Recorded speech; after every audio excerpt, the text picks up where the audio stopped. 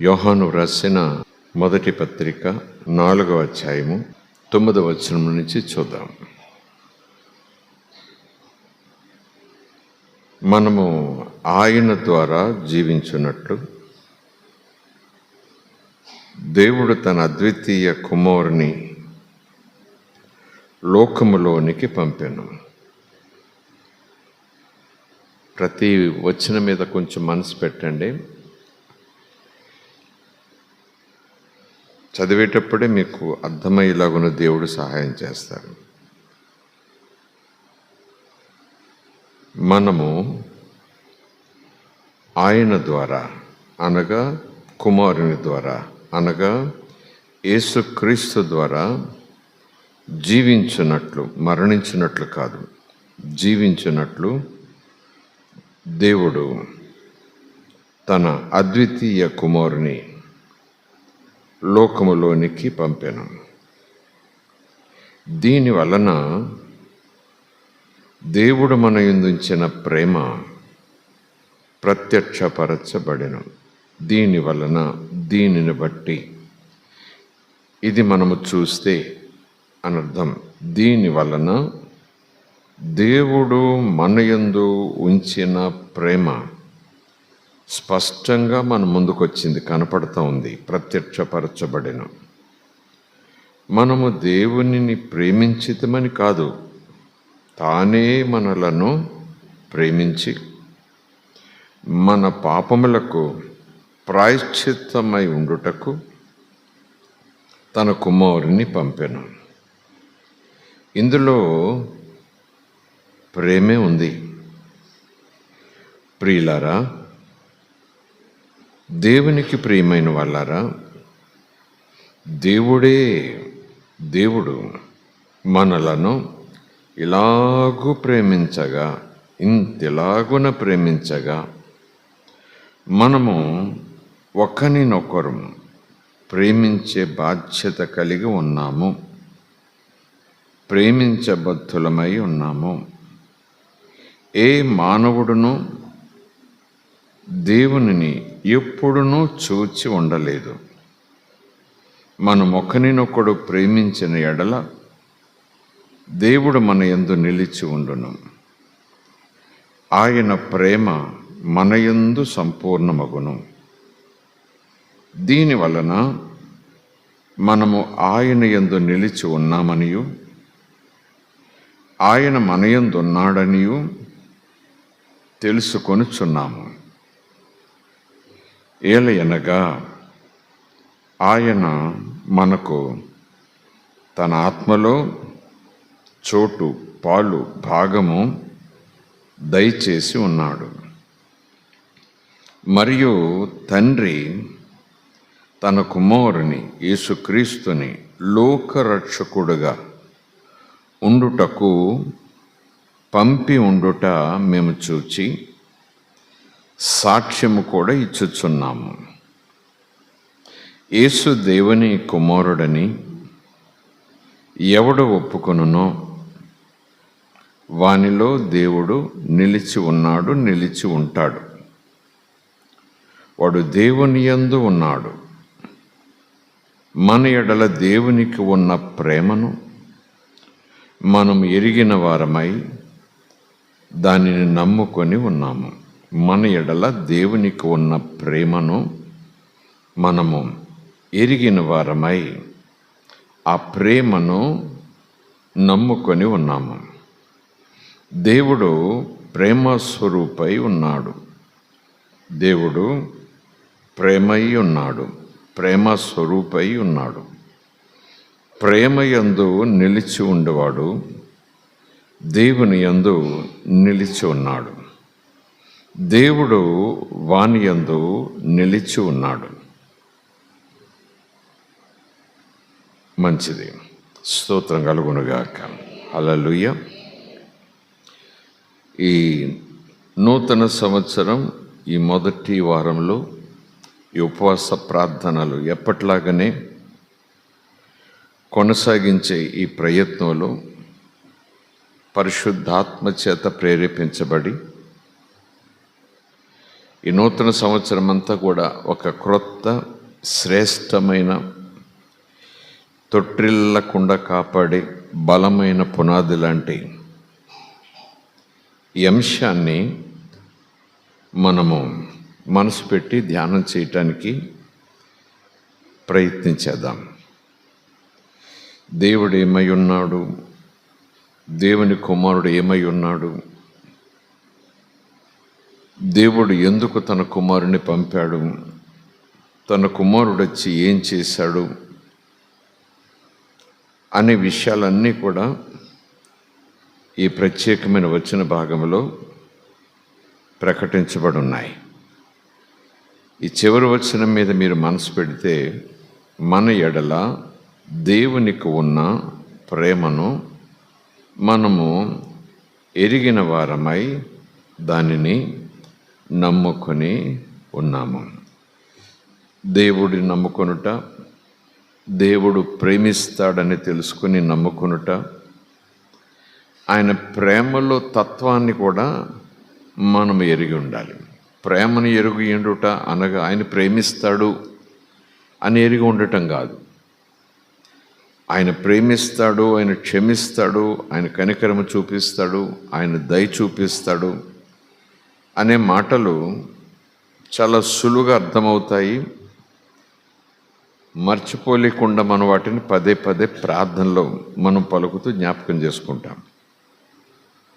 కనుక దేవుని ప్రేమను ఎరిగిన వారమై ఆ మాటల్లో ఉన్న ఆలోచన మనం లోతుగా చూస్తే తప్ప దేవుని కొరకు దేవునిలో దేవుని ఆలోచనలను కలిగి దేవునిని మహిమపరుస్తూ దేవునికి ఇష్టమైనది చేయటానికి మనం ప్రయత్నం చేస్తూ మన ఇష్టాన్ని దేవుని పాదముల దగ్గర పెట్టి ముందుకు సాగిపోయే ఆధ్యాత్మిక యాత్రను కొనసాగించటంలో మనం వెనకబడిపోతాం. ఆయన ప్రేమిస్తాడని తెలుసు, ఆయన ప్రేమై ఉన్నాడని తెలుసు, ఆయన దేవుడని తెలుసు, ఆయన ప్రేమై ఉన్నాడని తెలుసు, ఆయన ప్రేమిస్తాడని తెలుసు. కానీ వచనంలో ఆలోచన చూస్తే ఆయన ప్రేమ ఎటువంటిది, ఆయన ప్రేమ ఎటువంటిది అనేది మనం అర్థం చేసుకుంటే ప్రభు ముందుకు ధైర్యంగా వెళ్తాం, ప్రభు సహాయం ధైర్యంగా కోరుకుంటాం, ప్రభు యొక్క మహిమ కొరకు జీవించటానికి మనం ప్రయత్నం చేస్తాం. అపవాది వేసే అగ్ని బాణాలకు మనము చిక్కుకొని పోకుండా వాటిని ఎదిరించే బలాన్ని మనం పొందుకుంటాం. ప్రభు మీద ఆనుకోవటానికి, ప్రభు యొక్క వాగ్దానాల మీద ఎంత విశ్వాసం ఉంచి వాటిని సొంతం చేసుకోవాలో ఆ సామర్థ్యం పొందటానికి మనకు సులువు అయిపోతుంది.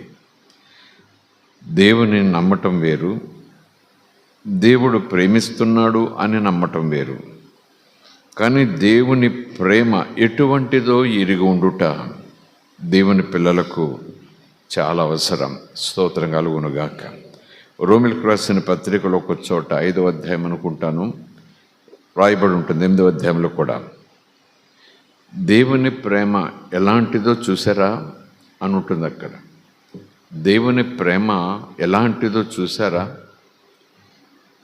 ముందు వచనంలో చదువుకున్నాం కదా, దేవుడు తన ప్రేమను మనకు ప్రత్యక్షపరిచి ఉన్నాడు, చూపించాడు. నా ప్రేమ ఇలాంటిది, నా ప్రేమలో ఉన్న తత్వం ఇలాంటిది, నా ప్రేమలో ఉన్న గుణములు ఇలాంటివి అంటూ లేఖనాలను మన ముందు పెట్టి దేవుడు మనలను ఆయనలో స్థిరముగా బలముగా నిరీక్షణ కలిగి విశ్వాసపు పరిమాణం పెంచుకుంటూ ముందుకు సాగిపోవటానికి ఈరోజు మరలా దేవుడు బలమైన పునాది లేదా బలహీనమైన పునాదిని బలపరచడానికి ఆయన సిద్ధపడుతున్నాడని నేను నమ్ముతున్నాను. స్తోత్రం కలుగునుగాక. ప్రైజ్ అలార్, హల్లెలూయా. దేవునికి స్తోత్రం. ఒక ఉదాహరణగా మీ ముందు గతంలో చాలా కాలం క్రితం ఈ సన్నివేశం, ఈ ఉపమానం నేను చెప్పుంటాను.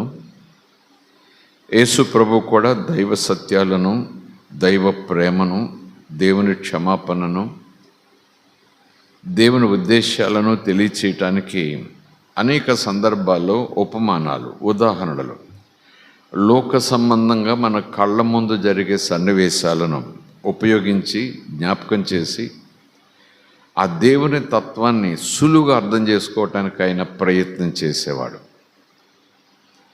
ఆత్మ సంబంధమైన విషయాలు అర్థం చేసుకోవటానికి ఆత్మ సంబంధమైన జ్ఞానం కావాలి మనకి. అంత సులువుగా అర్థమయ్యే ప్రసక్తి కాదు. అందుకే ఆయన ఎక్కువగా ఉదాహరణలు వాడారు. ఉపమానాలు అని అంటాం, లేఖనాల్లో ఉంది. ఉపమానం లేకుండా అయినా అసలు ఏ బోధ చేయలేదట. ఎందుకు ఉపమానం చెప్పాలంటే ఆత్మ సంబంధమైన ఆ పాఠం, ఆత్మ సంబంధమైన సత్యం వినేవారి లోపలికి వెళ్ళిపోవాలి. వినేవారు లోపలికి వెళ్ళి లోపల నాటుకుపోవాలి. నాటుకుపోయి ఆ వచనం, ఆ వాక్యం, ఆ సత్యం వాళ్లను ప్రభువులో స్థిరంగా బలపరచాలి, స్థిరంగా ఉండేలాగునే చేయాలి. ఆ ఆధ్యాత్మిక సత్యముతో కూడినటువంటి ఆ విధానం వాళ్ళ జీవితాలను వర్ధిల్ల చేస్తుంది. అందుకే ప్రభు మాటలు చెప్పకపోతూ మీరు అర్థం చేసుకుంటే అర్థం చేసుకోండి, లేకపోతే ఏం లేదు, వీలైన మంత్రకు అర్థం చేసుకోండి, ఇంతకన్నా నేను చెప్పేది ఏం లేదు అంటూ అలా బోధ చేసుకుంటూ పోయిన పద్ధతి కాదు. చాలా సందర్భాల్లో ప్రజలకు రిపీటెడ్గా చెప్పేవాడు. నన్ను వెంబడించండి, మిమ్మల్ని మనుషులు పట్టే జాలలుగా చేస్తానని ప్రత్యేకంగా నిలిచి పిలిచి వెనకాలొచ్చేలాగా చేసిన శిష్యులతో మరింత ప్రత్యేకంగా నేను చెప్పింది మీకు అర్థమైందా, మీకు అర్థమవుతుందా, అర్థం కాలేదని వాళ్ళంటే మళ్ళా తిరిగి చెప్పేవాడు. మరలా చెప్తున్నాను, మీకు మరలా చెప్తున్నాను వినండి అంటూ కొన్ని మాటలను, ఉద్దేశాలను రిపీట్ చేసేవాడు. ఆయన దాని మీద దృష్టి పడేలాగా చేసేవాడు. ఆ మాటల ప్రయత్నం ఈ మధ్యాహ్నం చూసుకుంటే మీరే నేను నమ్ముకోవటం మాత్రమే కాదు, దేవుణ్ణి నమ్ముకున్నామమ్మా బ్రతికిపోయాము అని ఉండిపోవటానికి కాదు, దేవునిని నమ్ముకున్న తర్వాత నమ్ముకున్న వారు వాళ్ళ జీవితాలను ఎలా మలుచుకుంటారు, ఏ మార్గంలో వస్తారు, ఏ నిరీక్షణ కలిగి ఉంటారు, ఏ ముందు చూపుతో వాళ్ళు నిర్ణయాలు తీసుకుంటారు, తమ ప్రవర్తన, తమ నడవడికను వాళ్ళు క్రమపరుచుకుంటారు అనేది ఆ వచనాలను బట్టి వాళ్ళు అర్థం చేసుకున్నటువంటి ఆత్మీయ సత్యాలను బట్టే ఆధారపడి ఉంటుంది. స్తోత్రం కలుగునుగాక. తరగతులు విద్యార్థులందరూ వింటారు, కానీ కొంతమందికి మంచి ర్యాంకులు వస్తాయి, కొంతమంది ఫెయిల్ అయిపోతారు. కారణం వాళ్ళ కర్మ, వాళ్ళ తలరాత అని ఊరికి అనేకుండా వినే విషయంలో, అర్థం చేసుకునే విషయంలో, అర్థం చేసుకున్న దానిని మరలా చెప్పగలిగిన ఆ కెపాసిటీ వాళ్ళకు ఉంది కాబట్టి వాళ్ళు సులువుగా పాస్ అయిపోతారు. స్తోత్రం కలుగునుగాక. సో దేవుని మాటలు ఎప్పుడు కూడా మరిచిపోయేలాగా వినకూడదు, మర్చిపోయినా పర్వాలేదులే అనుకుంటే వినకూడదు, కాలక్షేపం కోసం వినకూడదు. ఆ మాటలను వినటం ద్వారా మన శరీర ప్రాణాత్మలకు బలం, శరీర ప్రాణాత్మలకు ఆరోగ్యం, శరీర ప్రాణాత్మలకు పవిత్రత, శరీర ప్రాణాత్మలకు దేవుని రూపం, దేవుని చిత్తములోనికి మనం నడిపించే దేవుని మాటలు. స్తోత్రం కలుగునుగాక. ఇప్పుడు నేను మీ ముందు చెప్పబోతున్న ఉపమానము దాదాపు లూకా సువార్తలో, మత్తయి సువార్తలో అలాంటి ఉపమానమే ప్రభు చెప్పారు. ఒక తండ్రి ఉన్నాడు, 2 కొడుకులు ఉన్నారు. చిన్న కొడుకు వచ్చాడు, తనకు న్యాయంగా రావాల్సిన ఆస్తి పంచి ఇమ్మన్నాడు. తండ్రి వారికి అంటే వాడికి ఇవ్వలేదు కానీ ఇద్దరికీ పంచి ఇచ్చాడు అన్నట్టుగా లేఖనాలు చూస్తాం. ఆ తర్వాత కొడుకు ఎక్కడికి వెళ్ళాడు, ఏం చేశాడు, ఏమైపోయాడు, తర్వాత ఏం జరిగింది, మళ్ళా వచ్చాడా, ఏ ఉద్దేశంతో వచ్చాడు, ఇవన్నీ మనం ఆలోచన చేస్తూ ఆ ప్రభు ఆ తండ్రి ప్రేమను అక్కడ ఉదహరించిన తీరు, తండ్రి అతన్ని క్షమించిన తీరు, తండ్రి అతన్ని హత్తుకున్న తీరు, తండ్రి మరలా అతన్ని బలపరిచిన తీరు, తండ్రి కేవలము తిరిగి వచ్చినప్పుడు శిక్షించాలి కదా అనే మనసుతో కాకుండా అతని భవిష్యత్తు, అతని బ్రతుకు మరలా స్థిరంగా బలంగా ఉండాలనే శ్రేష్టమైన ఉద్దేశం ఆ చిన్ని సంఘటనలో మనకి కనిపిస్తుంది. స్తోత్రం కలుగునుగాక. ఆ కథ కూడా, ఉపమానం కూడా ప్రభు ఒక మాట చెప్పి ప్రారంభించాడు. పరలోక రాజ్యము ఎలా ఉంటుందంటే, పరలోక రాజ్యం గురించి అర్థం చేసుకోవాలంటే ఇదిగో ఈ తీరులో అని చెప్పే ప్రయత్నం. పరలోక రాజ్యం ఉండే సత్యాలు చెప్పకపోతే అర్థం కాకపోవచ్చు. కానీ అక్కడ తండ్రి బిడ్డల సంబంధం, దేవుడు సృష్టి, ఆ సంబంధం, దేవుని సృష్టి మీద ఎలాంటి మనసు పెట్టుకున్నాడు, దేవుడు సృష్టిని ఏ ఉద్దేశంతో చూస్తున్నాడు, దేవుడు సృష్టిని ఏ రీతిగా ఉండాలని ఆశపడుతున్నాడు అనే భావన, అనే ఆలోచన, అనే సత్యం ఆ దినాల్లో సువార్త ప్రకటిస్తుండగా ప్రజలకు తెలిసేలాగున ఈ దినాల్లో సంఘమైనటువంటి మనకు కూడా గుర్తు చేసుకునేలాగున ఆ ఉపమానం రాయబడింది. ఇప్పుడు నేను చెప్పే ఉపమానం ఏంటంటే, దేవునిలో నేను బలముగా స్థిరంగా తొలగిపోకుండా ఉండాలి అంటే, దేవుని యొక్క దీవెన, ఆశీర్వాదము, చిత్తము నా జీవితంలో తొలగిపోకుండా జరిగిపోవాలంటే, అపవాది వచ్చి శోధించిన, శ్రమలు నాకు ఎదురైనా, అగ్ని లాంటి, అంటే నన్ను కాలిపోతానేమో, నేను కాలిపోతానేమో, నాకు బ్రతుకులేదేమో అనేలాంటి అవమానాలు, శ్రమలు వచ్చినా నేను కాలిపోకుండా స్థిరముగా నిలిచి ఉండేలాగున ఒక విశ్వాసపు పరిమాణము నేను కలిగి ఉండాలంటే నేనేం చేయాలి? నేను ఈ జ్ఞానంతో ఉండాలి, ఏ అవగాహన నేను కలిగి ఉంటే ఇలాంటి అవరోధాలు, ఆటంకాలు, అభ్యంతరాలు, ప్రమాదాలు, ఉప్పెనలు సులువుగా దాటిపోగలను, సులువుగా ఎక్కిపోగలను, సులువుగా జయము పొందగలను అనేది మనకు తెలుస్తుంది. స్తోత్రం కలుగునుగాక. హల్లెలూయా. దేవుని ఎరిగిన వారికి, దేవుని ప్రేమను ఎరిగిన వారికి, లేదా దేవుడు ప్రేమిస్తారని ఎరిగిన వారికి కూడా మనం జీవించే విశ్వాసములకు జీవించిన కాలమంతా కూడా ఒక అవగాహన మనం ఎప్పుడు కలిగి ఉండాలి. అవగాహన ఏమనంటే, నేను అంటాను, ఎప్పుడైనా సరే నేను ప్రార్థన చేయటానికి మోకరిల్లినప్పుడు కావచ్చు, లేదా నేను పని మీద వీధిలోకి పోతున్నప్పుడు కావచ్చు, నా చుట్టూ ఎవరు లేనప్పుడు ఒంటరిగా నా పని నేను చక్క పెట్టుకుంటున్నప్పుడు దేవుడు నన్ను చూస్తాడు. కేవలం మందిరానికి వచ్చి ప్రార్థన చేసుకున్నప్పుడే చూస్తాడని కాదు, ఆయన ఎప్పుడు చూస్తూనే ఉంటాడు. ఆయన ఎక్కడున్నా చూస్తూనే ఉంటాడు, ఏ స్థితిలో ఉన్నా చూస్తూనే ఉంటాడు. ఆయన చూడకుండా ఉండడు. ఆయన చూపును మనం తప్పించుకోలేము. ఒక భక్తుడు అన్న మాట మనకు జ్ఞాపకం చేసుకుంటే, ఆకాశంలోకి ఎక్కిపోదునా నీవు అక్కడున్నావు, గుహలలోనికి పోయి దాక్కుందునా నువ్వు అక్కడున్నావు, సముద్రపు గర్భములోనికి వెళ్ళి అక్కడ నిలిచి ఉందునా అంటే నువ్వు కూడా అక్కడున్నావు, నీ సన్నిధి అక్కడుంది. నీవు లేని చోటేది, నీవు నన్ను చూడకుండా నన్ను మరుగు చేయగలిగిన స్థలమేది లేనే లేదు అని భక్తుడు చెప్పినటువంటి మాటను బట్టి తండ్రి ఎప్పుడు నన్ను చూస్తూనే ఉంటాడు. తండ్రి ఎప్పుడు నన్ను చూస్తూనే ఉంటాడు. ఆయనకు పగలు చూడటమే కాదు, రాత్రి కూడా నన్ను చూడగలడు. స్తోత్రం కలుగునుగాక. హల్లెలూయా. సరే, ఈ మాట ఎవరికైనా లేఖనాల్లోకి వచ్చినప్పుడు, లేదా లేఖనాలు ధ్యానం చేసి విశ్వాసములకు వచ్చినప్పుడు, రక్షణ పొందినప్పుడు, రక్షణ పొందకముందు, పొందుతున్న సందర్భంలో, పొందిన క్రొత్తలో, రక్షణ పొంది ముందుకు సాగుతున్న తరుణంలో అంతా దేవుడు చూసుకుంటాడు, నన్ను చూస్తాడు, ఆయన చూస్తున్నాడులే అని అనుకుంటూ వెళ్ళిపోతాం కదా. ఇప్పుడు నేను చెప్పే మాట గతంలో ఒకసారి చెప్పినట్టున్నాను, అయినా మళ్ళా ఈ సంవత్సర ప్రారంభంలో జ్ఞాపకం చేసుకోవటం తప్పేమి లేదు. అదేమనంటే, దేవుడు నన్ను చూస్తాడు, నాకు తెలుసు. నన్ను ఎలాంటి మనసుతో చూస్తాడు, నన్ను ఏ ఉద్దేశంతో చూస్తాడు, ఏ తాత్పర్యంతో చూస్తాడు, నన్ను చూసినప్పుడు ఆయనకు నా మీద ఎలాంటి ఆలోచన కలుగుతుంది, ఇవన్నీ కూడా ఒక చోటకు సమకూర్చుకొని చూసుకుంటే, దేవుడు నన్ను చూసినప్పుడు నేను ఆయనకు ఎలా కనపడతాను, అది కూడా చిన్న మాట. దేవుడు నన్ను చూసినప్పుడు దేవుడికి నేను ఎలా కనపడతాను, దేవుడు నన్ను ఏ చూపుతో చూస్తాడు, ఇలా చెప్పుకుని పోతుంటే తెలిసిన మాటే కదా అని అనుకున్నా.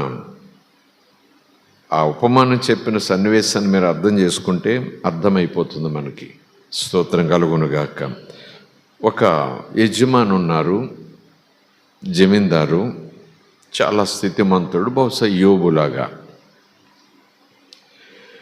ఆయన తన వాకిట్లో ఉన్నాడు, తన ఇంటిలో ఉన్నాడు. ఆయన ఉన్నప్పుడు ఆయన ఇంటిలో చాలామంది పనివారు ఉన్నారు. ఆ పనివారు వచ్చి ఆయన ముందు నిలబడ్డారు. పిలిస్తే వచ్చారా లేదా వారే పని చేయటానికి వచ్చి ఆయన ముందు నిలబడ్డారా అలా ఉంచండి.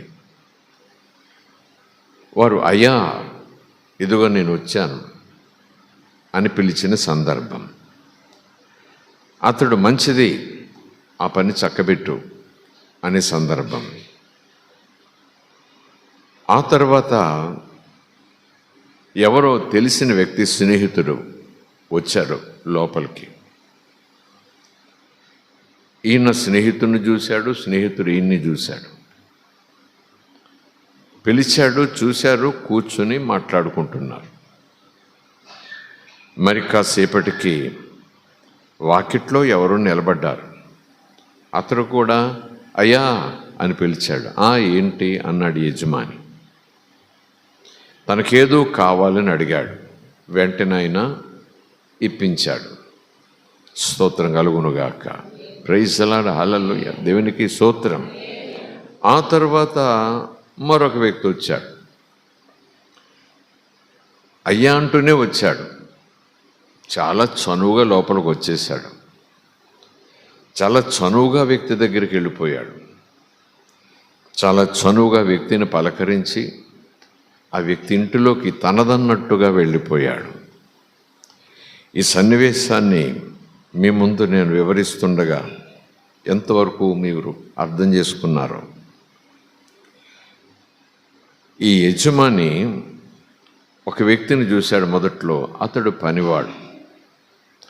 పనివాడు యజమాని చూసినప్పుడు ఆయన యజమాని, నేను పనివాడిని అనే ఒక తాత్పర్యం. అలాగే యజమాని పనివాడిని చూసినప్పుడు వీడు పనివాడు, నేను చెప్పిన పని చేసేవాడు. కనుక యజమాని అతనిని పనివానిగా చూస్తాడు. ఆ పనివాడు కూడా ఎక్స్పెక్ట్ చేయడు, పనివాని కన్నా ఎక్కువగా నన్ను చూస్తాడనేది ఆశపడడు. నేను పనివాడిని కాబట్టి పనివాడిగానే నన్ను చూస్తాడు ఆయన. పనివాడిగానే చూసి నాతో మాట్లాడతాడు ఆయన. పనివానిగానే చూసి నాకు జీతం ఇస్తాడు ఆయన. పనివానిగానే చేసి నాకు పని పురమాయిస్తాడు ఆయన. పని చేయించుకునేది ఆయన, పని చేసేది నేను. ఆ తాత్పర్యంతోనే అక్కడ సంబంధం అలా కంటిన్యూ అవుతుంది. మరొక స్నేహితుడు వస్తాడు. ఆ స్నేహితుడు స్నేహము, ఇతడు స్నేహితుడిని చూడటం, స్నేహితుడు ఇతన్ని చూడటం, మాట్లాడుకోవటం, అదొక లైను. మరొక వ్యక్తి అయ్యా అంటూ ఏదో కావాలని అడిగాడు. భిక్షగాడు అనుకుందాం. ఈ పనివాడు అయ్యా అన్నాడు, అడుక్కునేవాడు అయ్యా అన్నాడు. చివరిలో ఆయన లోపలికి వచ్చాడు అన్నాం కదా, అతడు కూడా అయ్యా అన్నాడు. చివరిగా వచ్చిన వ్యక్తి ఎవరంటే కొడుకు, కడుపును పుట్టినవాడు. స్తోత్రం కలుగునుగాక. అందరూ ఆ ఇంటిలోనికి వచ్చారు, ఇంటి ముందుకు వచ్చారు, ఆయన చూస్తూనే వచ్చారు. ఆయన కూడా వాళ్ళని చూశాడు, వాళ్ళు ఆయనతో మాట్లాడుతున్నారు, ఆయన కూడా వాళ్ళను పలకరిస్తున్నాడు. కానీ వాళ్ళ బిహేవియర్లో వాళ్ళు అయ్యా అని పిలిచినప్పుడు ఏ ఉద్దేశంతో వాళ్ళు పిలిచారు, ఆయన నాకేమవుతాడు అని పనివాడు, ఆయన నాకేమవుతాడు బిచ్చగాడు, ఆయనకేమవుతాడు స్నేహితుడు. అలాగే చివరిలో వచ్చిన కొడుకు ఏమవుతాడు నాకు. స్తోత్రం కలుగునుగాక. ప్రైజ్ ది లార్డ్, హల్లెలూయా. బిచ్చగాడు అనుకుంటాడు నేను బిచ్చగాడిన కదా, కనుక బిచ్చగాడినగానే నన్ను చూస్తాడు ఆయన. పనివాడు అనుకుంటాడు నేను పనివాడిని కదా, పనివాడిగానే నన్ను చూస్తాడు అని అనుకుంటాడు. అలాగే స్నేహితుడు నేను స్నేహితుడు కదా, స్నేహితుడుగానే నన్ను చూస్తాడు. మరి కొడుకు అనుకుంటాడు నేను బిచ్చగాడిని కాదు, పనివాడిని కాదు, స్నేహితుడిని కాదు, నేను ఆయన కొడుకును. స్తోత్రం కలుగునుగాక. ప్రైజ్ ది లార్డ్, హల్లెలూయా. కనుక ఈ వ్యక్తుల ప్రవర్తన, ఈ వ్యక్తుల సంభాషణ, ఆయనతో మాట్లాడేటప్పుడు ఆయన దగ్గర నుంచి ఏదో ఆశించి దగ్గరకు వచ్చినప్పుడు వాళ్ళ మాట తీరు, వాళ్ళ రిజర్వేషన్స్ ఉన్నాయి. వాళ్ళు అంతవరకే, ఆ హద్దు దాటి ముందుకు వెళ్ళలేరు. వాళ్ళు అంతకు మించి వాళ్ళు ఎక్స్పెక్ట్ చేయలేరు. అంతకు మించి అడిగే హక్కు వాళ్ళకు లేదని తెలుసు. స్తోత్రం కలుగునుగాక. హల్లెలూయా. పనివాడు తనను యజమాని కొడుకులా చూడాలని ఎక్స్పెక్ట్ చేయడు. ఎందుకంటే ఆ యజమానికి తనకున్న సంబంధం అంతే సామాజిక పరంగా. అలాగే బిచ్చగాడు కూడా అయ్యా అని పిలిస్తే పిలుపు మాత్రం అయ్యా తండ్రి అన్నట్టే ఉంది, కావలసింది అడుగుతున్నట్టే ఉంది. కానీ రిజర్వేషన్స్ ఉన్నాయి. ఆ హక్కు అధికారము నాకు లేదు. ఆ చనువు దగ్గరికి వెళ్ళి డిమాండ్ చేసే అంత అధికారం కూడా నాకు లేదు అన్నట్టుగా. కనుక ఎందుకు నేనంటున్నానంటే అందరూ పిలుస్తున్నారు ఆయన్ను, అందరూ ఆయన దగ్గరికి వస్తున్నారు, అందరినీ ఆయన చూస్తున్నాడు, అందరితో ఆయన మాట్లాడుతున్నాడు, వాళ్ళకి కావలసింది ఇస్తున్నాడు, వాళ్ళు ఏదైనా అడిగితే చెప్తున్నాడు. కానీ ఆయనతో వాళ్ళకున్న ఆ రిలేషన్ బట్టి, వాళ్లకు ఆయనతో తమకున్న రిలేషన్ బట్టి మాత్రమే ముందుకు వెళ్ళగలరు, అంతకు మించి ముందుకు వెళ్ళలేరు. అవునంటారా కాదంటారా? స్తోత్రం కలుగునుగా.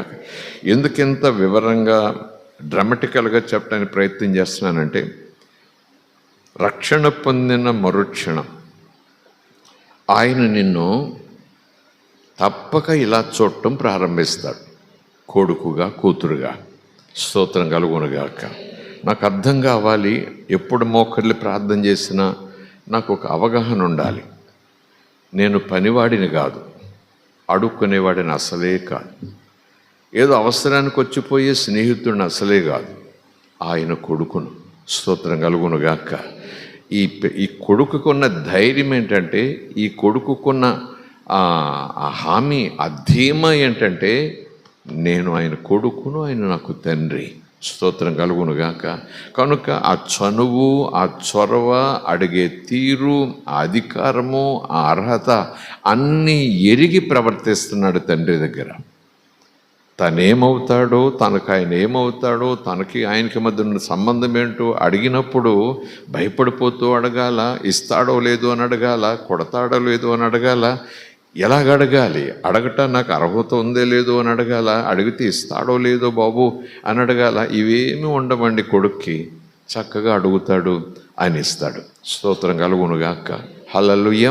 ఎందుకు ఈ మాట చెప్తున్నానంటే, మన విశ్వాసంలో బలము పొందాలంటే, విశ్వాసమును బలపరుచుకోవాలంటే, విశ్వాసంలో మన పరిమాణమును దేవుడు పెంచడానికి ప్రయత్నం చేస్తుండగా మనం ఆ స్థితిని అవగాహన చేసుకుని అందిపుచ్చుకోవాలంటే ఫస్ట్ అండ్ ఫార్మోస్ట్ ప్రధాన ముఖద్వారం లాగా నీకు అర్థం కావాలి, నాకు అర్థం కావాలి.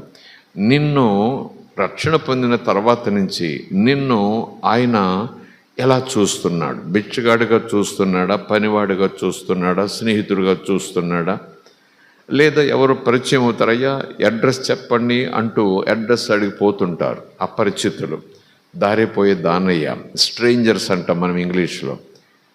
కానీ నేను దేవుని ముందుకు వెళ్ళినప్పుడు నాకు ఒక మనసు ఉండాలి. ఏంటి? నేను ఆయనకు కొడుకును.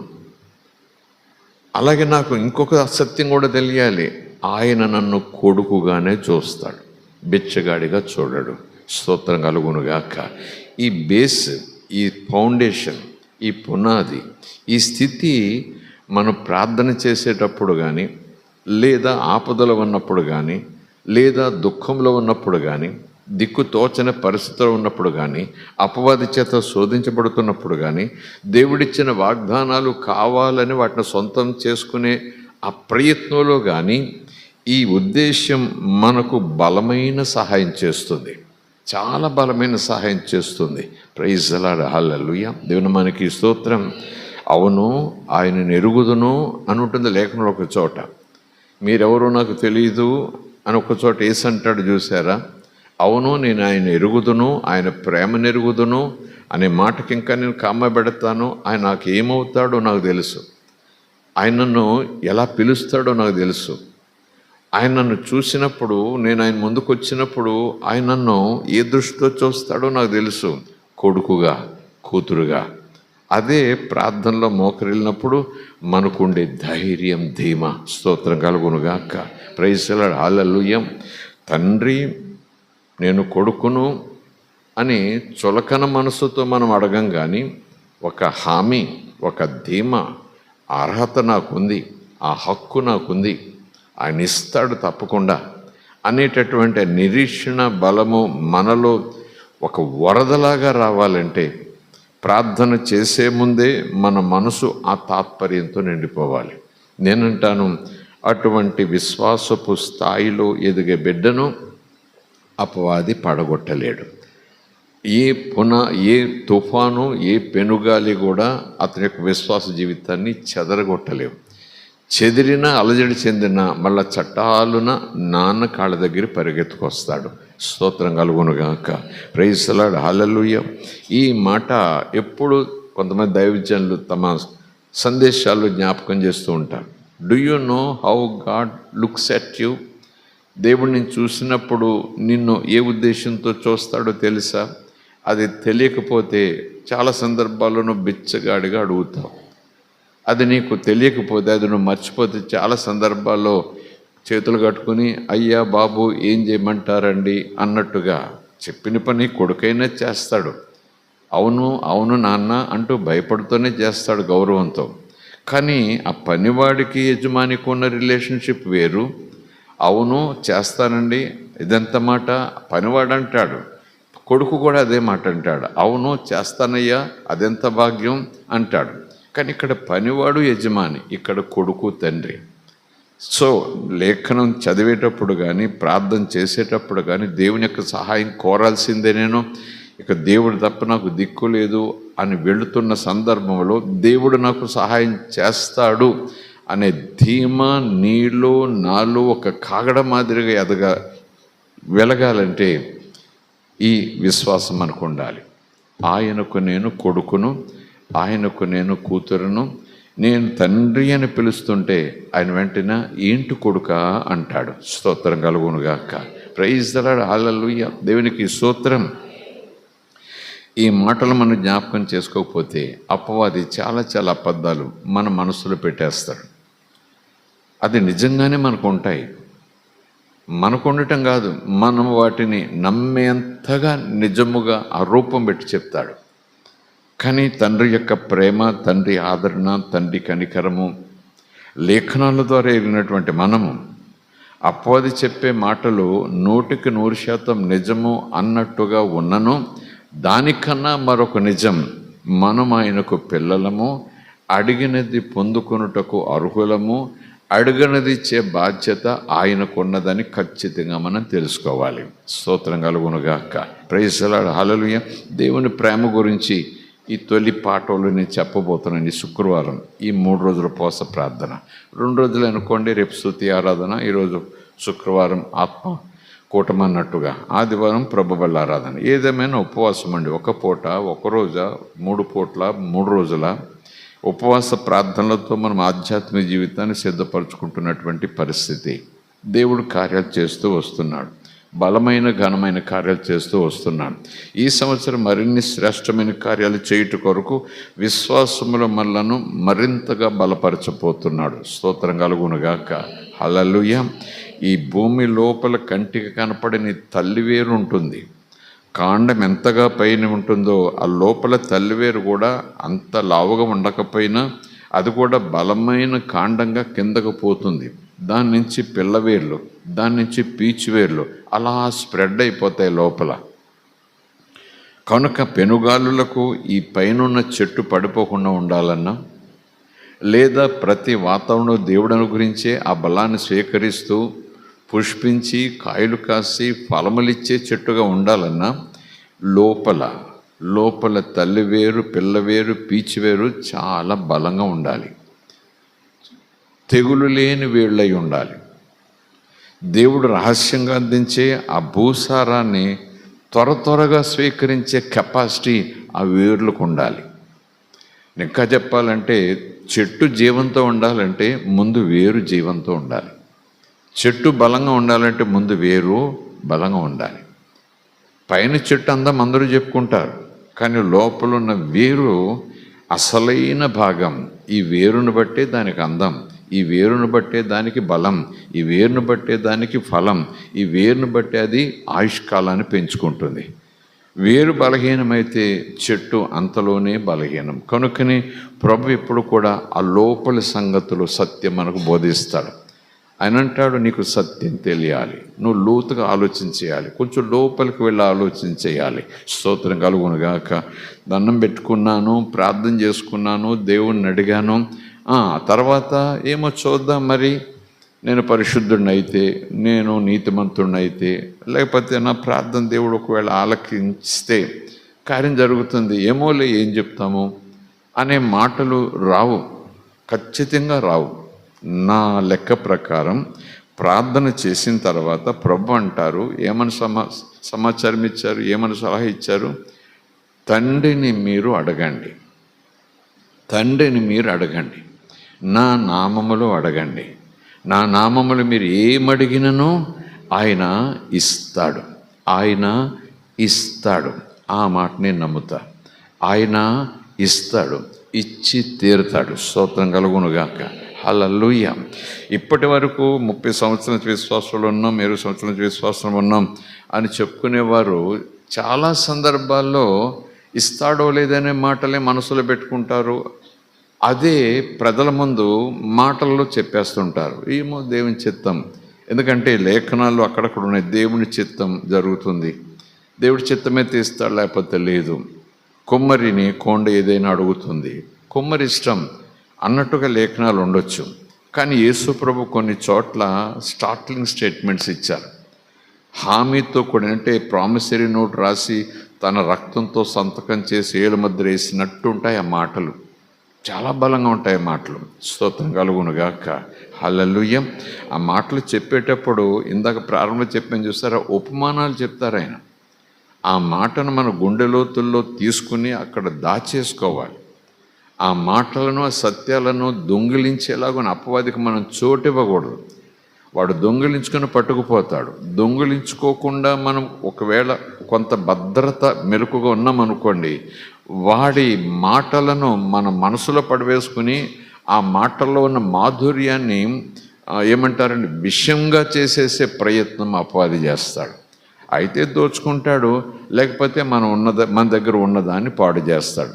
అదే పని వాడికి. స్తోత్రం కలుగునుగాక. హల్లెలూయా. కనుకనే ఒక చోట ప్రభు అన్నారు, నీకు తెలియని సంగతి ఏం కాదు. మాకు తెలుసు, బోధ చేస్తున్నాను చాలా సంవత్సరాలు అనుకుంటాను, కానీ చాలా సందర్భాల్లో ప్రభు ఆ మాటలు జ్ఞాపకం చేస్తూనే ఉంటాడు. ప్రార్థన చేసేటప్పుడు, మరొకరి కోసం ప్రార్థన చేసేటప్పుడు ఒక అత్యవసరమైన పరిస్థితులు అది జరగదేమో అని ఇలాంటి పరిస్థితులు చుట్టూ మొగినప్పుడు అది జరుగుతుందని నమ్మకం కలిగేలాగున, నమ్మకంతో ప్రార్థన చేసేలాగున తరచుగా పరిశుద్ధాత్ముడు ఈ అవుట్ స్టాండింగ్ స్టార్టింగ్ స్టేట్మెంట్స్ జ్ఞాపకం చేస్తూ ఉంటాడు. యేసుడు ఇప్పుడు చెప్పారు కదా, పరిశుద్ధాత్ముడు వస్తారు, తండ్రి యొక్క కుమారుని యొక్క మాటలు మీకు జ్ఞాపకం చేస్తాడు. స్తోత్రం కలుగునుగాక. Praise the Lord. Hallelujah, hallelujah. అడుగుడి మీకు ఇవ్వబడును అని ఆ మాటను తేలిగ్గా వదలొద్దు. అలాగని తేలికగా తండ్రికి ఇవ్వాల్సిన గౌరవం ఇవ్వకుండా చులకన చేసేలాగా కూడా అడగకూడదు. రెండు కూడా మనం చూసుకోవాలి, బ్యాలెన్స్గా ఉండాలి. అడుగుడి మీకు ఇవ్వబడును. అడుగు ప్రతివాడు, ఏమన్నది అక్కడ? అడుగు ప్రతివాడు చెప్పాలి, ఏమన్నది అక్కడ? పొందుకుంటాడు. ఆ మాట ఎవరు చెప్పారు? యేసు ప్రభు చెప్పారు. సో నేను నమ్మి తీరుతాను, 600 పొందుకుంటా. స్తోత్రం కలుగునుగాక. తట్టుడి మీకు తీయబడును, తట్టు ప్రతివానికి కూడా తీయబడుతుంది. వెదుకుడి మీకు దొరుకును, వెతికే ప్రతివానికి కూడా ఖచ్చితంగా దొరుకుతుందని సృష్టి మాట చొప్పున చేసిన యేసు నరావతారగా భూమి మీదకి వచ్చినప్పుడు సత్యం నేనే అని ధీమాగా పలికినటువంటి యేసయ్య ఆ మాట ఇచ్చాడు. ఆ మాట ఇచ్చాడు గనక ఖచ్చితంగా నేను అడిగింది నాకు ఇస్తాడు.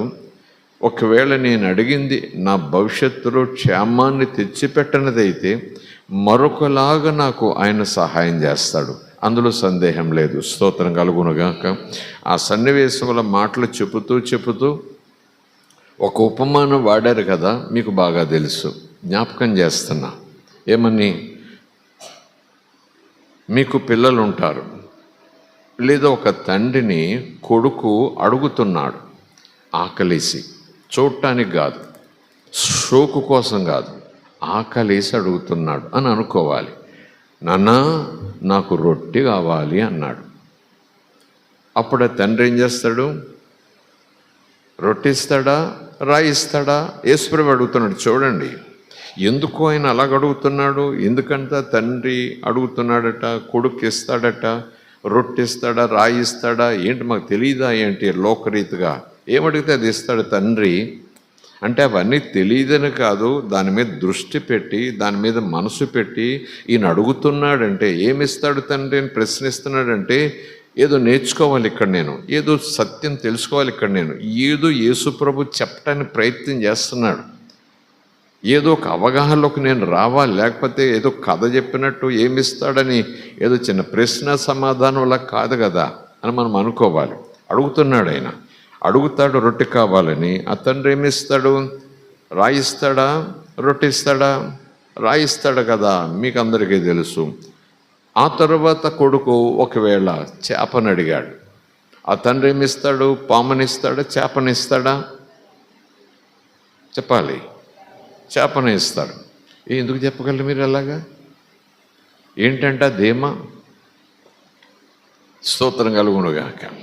ఒక్కొక్కసారి యేసుప్రభు కాకపోయినా మామూలుగా ఆత్మీయంగా ఇలా పాటలు చెప్పుకుంటూ పోతూ చిన్న జ్ఞానంతో చిన్న పిల్లల్లాగా మనం సమాధానం చెప్పగలం.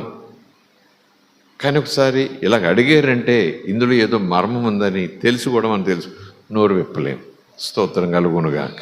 అక్కడ వాళ్ళు అన్నారు, రొట్టె అడిగితే రాయి ఎలాగిస్తాడు అనే భావన వాళ్ళకి వచ్చేసింది.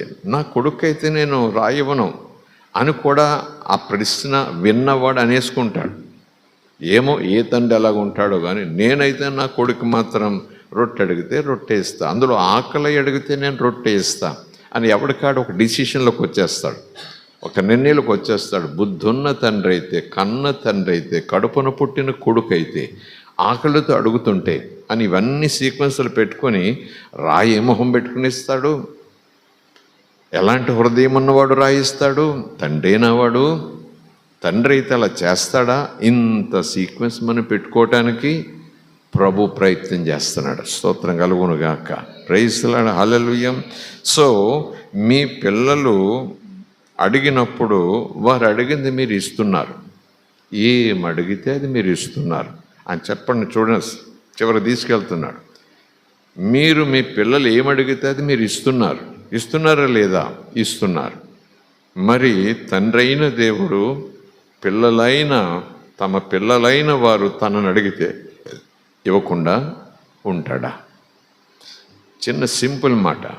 మనము దేవుని దగ్గర పొందుకోవటానికి ఎవరెస్ట్ శిఖరం ఎన్నిసార్లు ఎక్కాలి, దేవుని అడిగి పొందుకోవటానికి 7 సముద్రాలు ఎలా దాటాలి, దేవుని దగ్గర ఏదైనా పొందుకోవటానికి ఇంకేమో ఏమేమో తపస్సు మాదిరిగా మీరు నేను కాదు అవగాహన లోపిస్తే, అర్థం చేసుకునే విధానంలో మనం వెనకబడితే అది భక్తి, తపస్సు.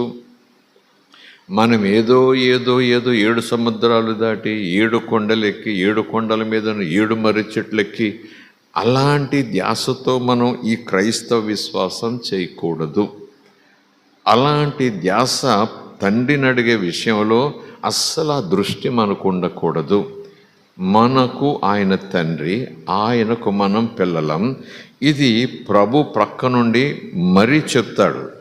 తండ్రి కుడిపరచ దగ్గర కూర్చుని, అవును నన్ను బట్టి వీరు నీకు పిల్లలయ్యారు, నన్ను బట్టి నీవు వీరిని నీ సొంత పిల్లలుగా అంగీకరించావు. నిజాన్ని చెప్పాలంటే నా తోడబుట్టిన వాళ్ళు. స్తోత్రం కలుగునుగాక. యేసుప్రభు ప్రక్క నుండి అంటాడేమో, నా తోడబుట్టిన వాళ్ళు, నాతో కూడా నీ ప్రేమను పంచుకునే హక్కు వాళ్ళకుంది, నాతో కూడా నీ మహిమను పంచుకునే హక్కు నువ్వే ఇచ్చావు కదా దత్తత చేసుకుని నా యందు విశ్వాసం ఉంచడం ద్వారా అంటూ విజ్ఞాపన చేస్తాడేమో తండ్రి దగ్గర. స్తోత్రం కలుగునుగాక. Praise the Lord. హల్లెలూయా. దేవునామానికి స్తోత్రం. మషందరియా తరసిక్లో ఒక చోట ఈ మాట మనం చదువుకున్నాం కదా, మనం అడగకముందే ఆ అడిగే అవసరత మనకు తెలియకముందే మనం నాశనంలోకి పోతున్నామనే సంగతి తెలిసి, ఆ నాశనము తప్పించుకోలేని నాశనమని తెలిసి, ఆ నాశనం నుంచి నాశనమునకు పోయేవాడు తనను తాను తప్పించుకోలేడు, ఎవరు కూడా తప్పించలేరు, ఎంత బలవంతుడైనా తప్పించలేరు అనే సత్యం, ఆజ్ఞ ఎరిగినప్పుడు దేవుడే మనలను తప్పించటానికి తన సొంత కొడుకును మన కోసం ఇచ్చేశాడు. భక్తుడు అపొస్తలుడు ఎంత చక్కగా చెప్తాడో, అది కథగా మనం విని అవునయ్యా నీ కొడుకు నా కోసం ఇచ్చావయ్యా అని పాట పాడుకుంటూ లేటాను కాదు. అది నీవు పాపివై ఉండగా, నువ్వు శత్రువై ఉండగా, నువ్వు చీకట్లో పడి ఉండగా, నువ్వు చెదిరిపోయి ఉండగా, పాపముని ఈడ్చుకుపోతున్న సందర్భంలో ఆ పాపము నుంచి తప్పించుకునే శక్తి నీకు లేనప్పుడు నిజానికి నీకు శిక్ష పడాలి, నిజానికి శిక్ష పొందే ఆ స్థితి నీకుంది. తప్పించలేరు ఎవరు కూడా, దేవుడు కూడా తప్పించలేడు, నువ్వు శిక్ష పొందాల్సిందే అంటాడు ఆయన. అలాంటి సందర్భంలో నీకు బదులుగా తన కొడుకును చంపి నిన్ను చావు నుంచి తప్పించటానికి నీకు దగ్గరికి కొడుకును పంపేశాడు.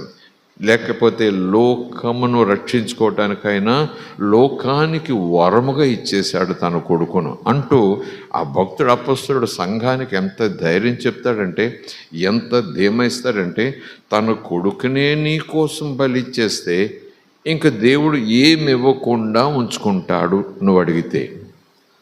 ప్రార్థనలో అడిగేటప్పుడు, ప్రార్థన అడగటానికి మనం చేసేటప్పుడు దేవుడు నా ప్రార్థన వింటాడు, నా ప్రార్థన సమాధానం ఇస్తాడు అనే ధీమా, హామీ నాలో నుంచి ఒక ఉప్పెనలాగా బయటికి రావాలి.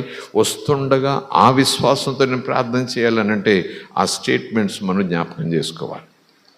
యేసునే నా కొడుకు బలిచ్చేశాడు తండ్రి, నేను అడిగేది ఇది ఇవ్వకుండా ఉంటాడా? లేఖనం పరిశుద్ధాత్ముడు వ్రాయించాడు. స్తోత్రం కలుగునుగాక. హల్లెలూయా. కనుక ప్రభువు విశ్వాసంతో అడగమంటాడు.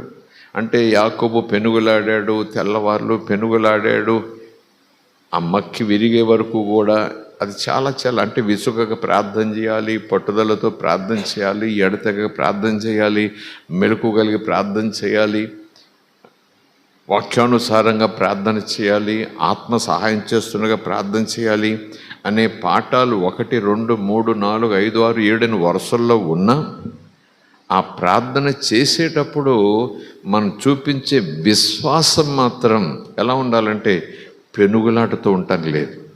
ఎలా ఉండాలి చెప్పండి? చిన్న పిల్లల్లాగా ఉండాలి మన విశ్వాసం. స్తోత్రం కలుగునుగాక. చిన్నపిల్లలాగంటే ఈ ఫిజికల్ స్టాచ్యూర్తో కాదు, లేదా ముద్దు మాటలతో కాదు. చిన్న పిల్లలు అరే బాబు ఇలా రా అంటే కాస్త ఆలోచన చేస్తాడు కానీ పరిగెత్తుకొస్తాడు. కూర్చోనాన్న అంటే కూర్చుంటాడు, అది పట్టరా నాన్న అంటే పట్టుకొస్తాడు. ఇంచుమించు అలాగునా చిన్న పిల్లల మనస్తత్వంతో మీరు అంటే ఒక తండ్రిని ఆ పిల్లవాడు కడుపున పుట్టిన పిల్లోడు నిన్ను నమ్ముతున్నాను నాన్న అనే డైలాగులు వేయకపోయినా, నేను నీకు అన్నం పెడతాను రమ్మంటున్నాను సాయంకాలం, నమ్ముతున్నావా అని నాన్న అడుగుతాడా పిల్లవాడిని? అడగడు కదా. కానీ యేసుప్రభువు అడగాల్సి వస్తూ ఉంది, నేను ఇది చేయగలను నమ్ముతున్నావా అంటే. చిన్న పిల్లల్లాగా ఉండే విశ్వాసం కూడా నాలో లేదు కనుక ఆ విశ్వాసంలోనికి నేను రావటానికి ప్రభు ప్రయత్నం చేస్తున్నాడు. నమ్మాలి. ఎలా నమ్మాలి? చిన్న బిడ్డలాగా నమ్మాలి. స్తోత్రం కలుగునుగాక. Praise the Lord. హల్లెలూయా. గొప్ప విశ్వాసము, పర్వతములను పెక్కలించే విశ్వాసము, సూర్యుని కిందకు తీసుకొచ్చే విశ్వాసము, ఎర్ర సముద్రాన్ని తెరవటానికి అది ఎర్ర సముద్రం అంటే మామూలు అండి? అదే మన చీపురు కట్టను లేపటం అంటారా? ఎర్ర సముద్రం అంటే ఆ విశ్వాసం అంటే సముద్రం కన్నా పెద్దగా ఉండాలి విశ్వాసం. ఒక పర్వతాన్ని కదిలించాలంటే ఆ పర్వతాన్ని మించి ఉండాలి నాలో విశ్వాసం అన్నట్టు ఒక అవగాహన, ఆ తీరు, ఆ ఎక్స్ప్రెషన్ బట్టి చూస్తే. కానీ ఈ మధ్యాహ్నం ప్రభు అంటాడు, పర్వతాన్ని నువ్వు కదిలించాలంటే పర్వతం కన్నా ఎక్కువ విశ్వాసం నీకు ఉండాలని యేసుప్రభు ఎక్కడ చెప్పలేదు. చిన్న విశ్వాసం, ఆవగింజంత విశ్వాసం. స్తోత్రం కలుగునుగాక. Praise the Lord. హల్లెలూయా. కనుకనే పరిశుద్ధాత్మ సహాయంతో ప్రతి ప్రార్థనా సమయంలో మన అంశాల్లో ఈ అంశం కూడా ప్రతిరోజు ఉంటే బాగుంటుంది. చాలా సందర్భాల్లో నేను ఆ మాట చెబుతూ ప్రార్థనలో దేవుని సహాయం కోరుకుంటా. అవిశ్వాసం కలగకుండా సహాయం చేయి. నిన్ను నమ్మటం నాకు చేతనవ్వాలి. స్తోత్రం కలుగునుగాక.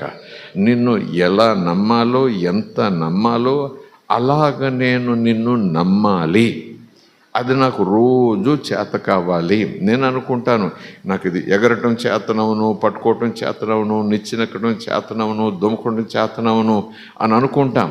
నేనంటాను, ఈ విశ్వాసం అనేది, ఈ చేతనవటం అనేది ఏదో 10 ఎక్సర్సైజులు చేసేస్తే వచ్చేసినట్టు కాదు. సైకిల్ నేర్చుకున్నాను ఇప్పుడు తొక్కేస్తాను అన్నట్టు కాదు. ఈ విశ్వాసాన్ని మనం కాపాడుకుంటూ, బలపరుచుకుంటూ, పెంచుకుంటూ రావాలి అంతము వరకు. కనుక ప్రతి ప్రార్థన సమయంలో కూడా అవిశ్వాసం నాలోనికి రాకుండా సహాయం చేయి. నిన్ను ఎంత నమ్మాలో, ఎలా నమ్మాలో ఆ నమ్మకం నాకు కలగజేయి అంటూ యేసుని అడగటం తప్పేమీ లేదు. యేసు నమ్ములు తండ్రిని అడగటం ఏమీ తప్పు లేదు. స్తోత్రం కలుగునుగాక. Praise the Lord. హల్లెలూయా. దేవుని మనకి స్తోత్రం. ఈరోజు దేవుడు మళ్ళీ కొత్త పునాది వేయటం లేదు, పునాది దగ్గరికి మనల్ని తీసుకెళ్తున్నాడు. దేవుడు మళ్ళీ కొత్త వేరు మనకు వచ్చేలా చేయటం లేదు, ఉన్న వేరు దగ్గరికి మనల్ని తీసుకెళ్తున్నాడు. ఇదిగో నీకు తల్లి వేరు ఉంది చూసావా, ఆ తల్లివేరు విలువేంటో, తల్లివేరు బలమేంటో, తల్లివేరు లక్షణమేంటో, తల్లివేరు పనేంటో, ఆ తల్లివేరు ఎంత జాగ్రత్తగా ఉండాలో, ఎంత బలంగా ఉండాలో, ఎంత ఆరోగ్యంగా ఉండాలో అంటూ మరొకసారి జ్ఞాపకం చేస్తున్నాడు. కనుక బయట ఎలాంటి అభివృద్ధి మనకు కావాలన్నా ముందు అంతరాత్మలో మనం వర్ధిల్లాలి, ఆత్మలో వర్ధిల్లాలి, ఆత్మీయతలో వర్ధిల్లాలి. ఆత్మీయత అంటే దేవుని నమ్ముటలో వర్ధిల్లాలి. స్తోత్రం కలుగునుగాక. Praise the Lord. హల్లెలూయా. దేవుని మనకి స్తోత్రం. 30 గంటలు ప్రార్థన చేస్తాను, దోమ కూడా పోలేదు అనుకుందాం. ఒకవేళ ఒక పిల్లోడు 30 గంటలు ప్రార్థన చేయడు, డాడీ నువ్వు నా ప్రార్థన వింటావు నాకు తెలుసు అంటూ ఆ దోమను పోగొట్టాడు అనుకోండి. దోమ అంటే దోమ కాదు, చిన్న విషయం అనుకోండి. ఏదో 30 గంటలు నేను ప్రార్థన చేశాను, ఏం జరగలేదమ్మా, ఎవరు వచ్చారు డాడీ అన్నారు, పోయిందంతే. అంచేత ఎక్కువ సమయం ప్రార్థన చేయాలి తప్పదు, విశ్వాసంతో ప్రార్థన చేయాలి తప్పదు. అవన్నీ కొట్టేసే మాటలని మీరు అనుకోకండి, ఉండనివ్వండి, వాటిని అలా జాగ్రత్తగా పెట్టుకోండి. ఎందుకు అలా చెయ్యాలో, ఏ ఉద్దేశంతో చేయాలో, ఏ ఉద్దేశంతో యేసుప్రభు చేశాడో అది ఎరిగి మనం ముందుకెళ్ళాలి. కానీ చాలా సందర్భాల్లో చిన్న విశ్వాసపు పరిమాణాన్ని ఉపయోగించి గొప్ప కార్యాలు మనం చూసేలాగా దేవుడు ఏర్పాట్లు చేశాడు కాబట్టి హామీ ఇస్తున్నాడు. ఆవగింజంత విశ్వాసంతో ఆజ్ఞాపించు ఆ కొండను చూచి. ఆవగింజంత విశ్వాసం, స్తోత్రం కలుగునుగాక. కొండంత విశ్వాసంతో ఆవగింజను కూడా కదిలించలేని స్థితిలో సంఘం ఉంటుందేమో. కొండంత విశ్వాసం నాలో ఉంది, కానీ ఆవగింజ కొంచెం కూడా కదలదమ్మా. కానీ ప్రభు అంటున్నాడు, ఆవగింజంత విశ్వాసంతో నువ్వు కొండను కదిలించగలవు అంటున్నాడు. దానికి ఆపోజిట్ చూసుకుంటే మరి నా విశ్వాసం ఎంత ఉంది? కొండంత విశ్వాసం ఉంది. కొండంత విశ్వాసం అంటే అది సమయం కావచ్చు, అరుపు కావచ్చు, అది ఏదో భక్తి విధానం కావచ్చు. ఉండనివ్వండి, భక్తి చేయటం తప్పేం కాదు, మొరపెట్టడం తప్పేం కాదు, తెల్లవాళ్ళు ప్రార్థన చేయటం కూడా తప్పేం కాదు. కానీ ప్రభు చెప్పిన మాటను బట్టి చూస్తే ఇంత చేసినా దాని వెనకాల విశ్వాసం బేసి సరిగా లేకపోతే ప్రయోజనము ఏమీ లేదు. హెబ్రీయులకు రాసిన పత్రిక తెలుసు కదా, విశ్వాసం లేకుండా దేవునికి ఇష్టలేండుట అసాధ్యము. దేవునికి స్తోత్రం. ఎందుకంటే ఇందాక చెప్పాను కదా, మనము ఆయనకు పిల్లలం, మనము ఆయనకు కొడుకులం, కూతుళ్ళం. ఈ మధ్యాహ్నం మరలా చెప్తున్నాను, ఎందరైతే నమ్మి బాప్తిస్మము పొందారో వారందరూ దేవుని కడుపున పుట్టిన పిల్లలతో సమానం. స్తోత్రం కలుగునుగాక. అదొక ధన్యత, అదొక మహాభాగ్యం, అదొక మహాసంపద. దూతలకు కూడా లేని యోగ్యత దేవుడు రక్షణ పొందిన వారందరికీ ఇచ్చాడు. స్తోత్రం కలుగునుగాక. Praise the Lord. హల్లెలూయా. ఇంకా చెప్పాలంటే తండ్రి యేసు కుమారుడు. ఆదియందు తండ్రి వాక్యమై ఉన్నాడు, ఆదియందు వాక్యం తండ్రితో ఉన్నాడు, తండ్రి వాక్యమై ఉన్నాడు, వాక్యమే తండ్రి ఉన్నాడు, వాక్యమే కొడుకై ఉన్నాడు, వాక్యమే తండ్రి కొడుకై ఉన్నారు. ఆ వాక్యమే సమస్తము కలగజేసింది. కలగజేయకుండా ఏది కలగలేదు. చూడండి ఆ కొలస్సీయులకు రాసిన పత్రికలో ఉంటుంది, ఒకసారి చూద్దాం. యోహాను పత్రిక అలాగ ఉంచండి, కొలస్సీయులకు రాసిన పత్రిక దగ్గరికి వెళ్దాము. అడుగుడి మీకు ఇవ్వబడును అనే మాటను కూడా జ్ఞాపకం చేసుకుందాము. అంతకుముందు మీకు చెప్పినటువంటి మాట ఏమని చెప్పండి, మనలను ఆయన ఏ దృష్టితో చూస్తాడో చర్చిలోకి వచ్చినప్పుడు మాత్రమే ఆయన మనల్ని కొడుకులుగా చూస్తాడు. చర్చిలోంచి మనం బయటకు వెళ్ళిపోగానే ఆయన దృష్టి మారిపోతుంది, ఆయన ఉద్దేశం మారిపోతుంది. అలాగే మనం కూడా ఏదో భక్తి చేసి వచ్చాము, అక్కడికి వెళ్ళాము, తండ్రి అన్నాము, బయటకు వచ్చాక ఏమో ఆయన ఎవరు అన్నట్టుగా. ఒకవేళ తండ్రి అయిన దేవుడు కూడా చర్చిలోకి వచ్చినప్పుడేమో నన్ను కొడుకుగా చూస్తాడు, బజార్లో ఉన్నప్పుడేమో ఇంకోలా చూస్తాడు, పొలంలో ఉన్నప్పుడు ఇంకోలా చూస్తాడు, నాకు బాధలు వచ్చినప్పుడు ఇంకోలా చూస్తాడు, వ్యాధితో నేను మంచం పట్టినప్పుడు ఇంకోలా చూస్తాడు, భయంతో దిగులతో దిక్కుతోచక చచ్చిపోతుంటే ఏ దేవుడు ఇంకోలా నన్ను చూస్తాడు. ఉండకూడదు, అలాంటి అభిప్రాయం ఉండకూడదు, అలాంటి అవగాహన ఉండకూడదు, అలాంటి వ్యావరి అలల చేత కొట్టబడే తీరు మనకు ఉండకూడదు. బాధల్లో ఉన్నప్పుడు, తుఫాన్లు ఉన్నప్పుడు, పొలంలో ఉన్నప్పుడు, స్కూల్లో ఉన్నప్పుడు, ఆలివులు ఉన్నప్పుడు, ఒంటరిగా ఉన్నప్పుడు, దిక్కుతోచుకున్నప్పుడు ఆయన నన్ను కొడుకుగానే చూస్తాడు, ఆయన నన్ను కూతురుగానే చూస్తాడు. ప్రైజ్ అలానే హల్లెలూయా. ఎంత ధైర్యం వస్తుందో, ఎంత ధైర్యం వచ్చేస్తుందో. ఎనివే సమస్తమైన మూలకము కలిగి ఉన్నది ఏది కూడా ఆయన లేకుండా కలగలేదు అనే మాటకు సంబంధించి అపొస్తలుడైన పౌలు రాసినటువంటి ఆ కొలస్సీయులకు రాసిన పత్రికల మాట చదువుకుందాం. 1వ అధ్యాయం 15వ వచనం నుంచి చూడండి. ఆయన అనగా యేసు ప్రభు కుమారుడు. ఒకసారి దేవుని స్తోత్రం చెబుదాం, బిగ్గరగా చెబుదాం, మెలకుగొన్న వారి స్తోత్రం చెబుదాం. హల్లెలూయా. ఆయన అనగా ప్రభు అయిన యేసుక్రీస్తు. ఆయన అనగా యోహాను సువార్త 1వ అధ్యాయాన్ని బట్టి ఆది యందు వాక్యం ఉండెను, వాక్యం దేవుని యొద్ద ఉండెను, వాక్యమే దేవుడై ఉండెను, సమస్తము కూడా ఆ వాక్య మూలముగా ఆయన మూలముగా కలిగెను, ఆ వాక్యమే కలగజేశాను, ఆయనే కలగజేశాను. కలిగి ఉన్నది ఏది కూడా ఆయన లేకుండా, వాక్యం లేకుండా కలగలేదు. ఆయనే, ఆ వాక్యమే, ఆ దేవుడే శరీరం ధరించుకుని మన మధ్య నివసించెను అన్న మాటను జ్ఞాపకం చేసుకుంటూ ఆయన, ఈయన ఒకరే. స్తోత్రం కలుగునుగాక. ఆయన అదృశ్య దేవుని స్వరూపువై. అదృశ్య దేవుడు అంటే కంటికి కనపడడు. దృశ్యం అంటే కంటికి కనపడేది, అదృశ్యం అంటే కంటికి కనపడడు. స్తోత్రం కలుగునుగాక. అదృశ్య దేవుని స్వరూపి అయి. దేవుడు ఎలాగుంటాడో అలాగే దేవుని స్వరూపం. సర్వ సృష్టికి ఆది సంభూతుడై ఉన్నాడు. ఆయన అంటే ఎవరు?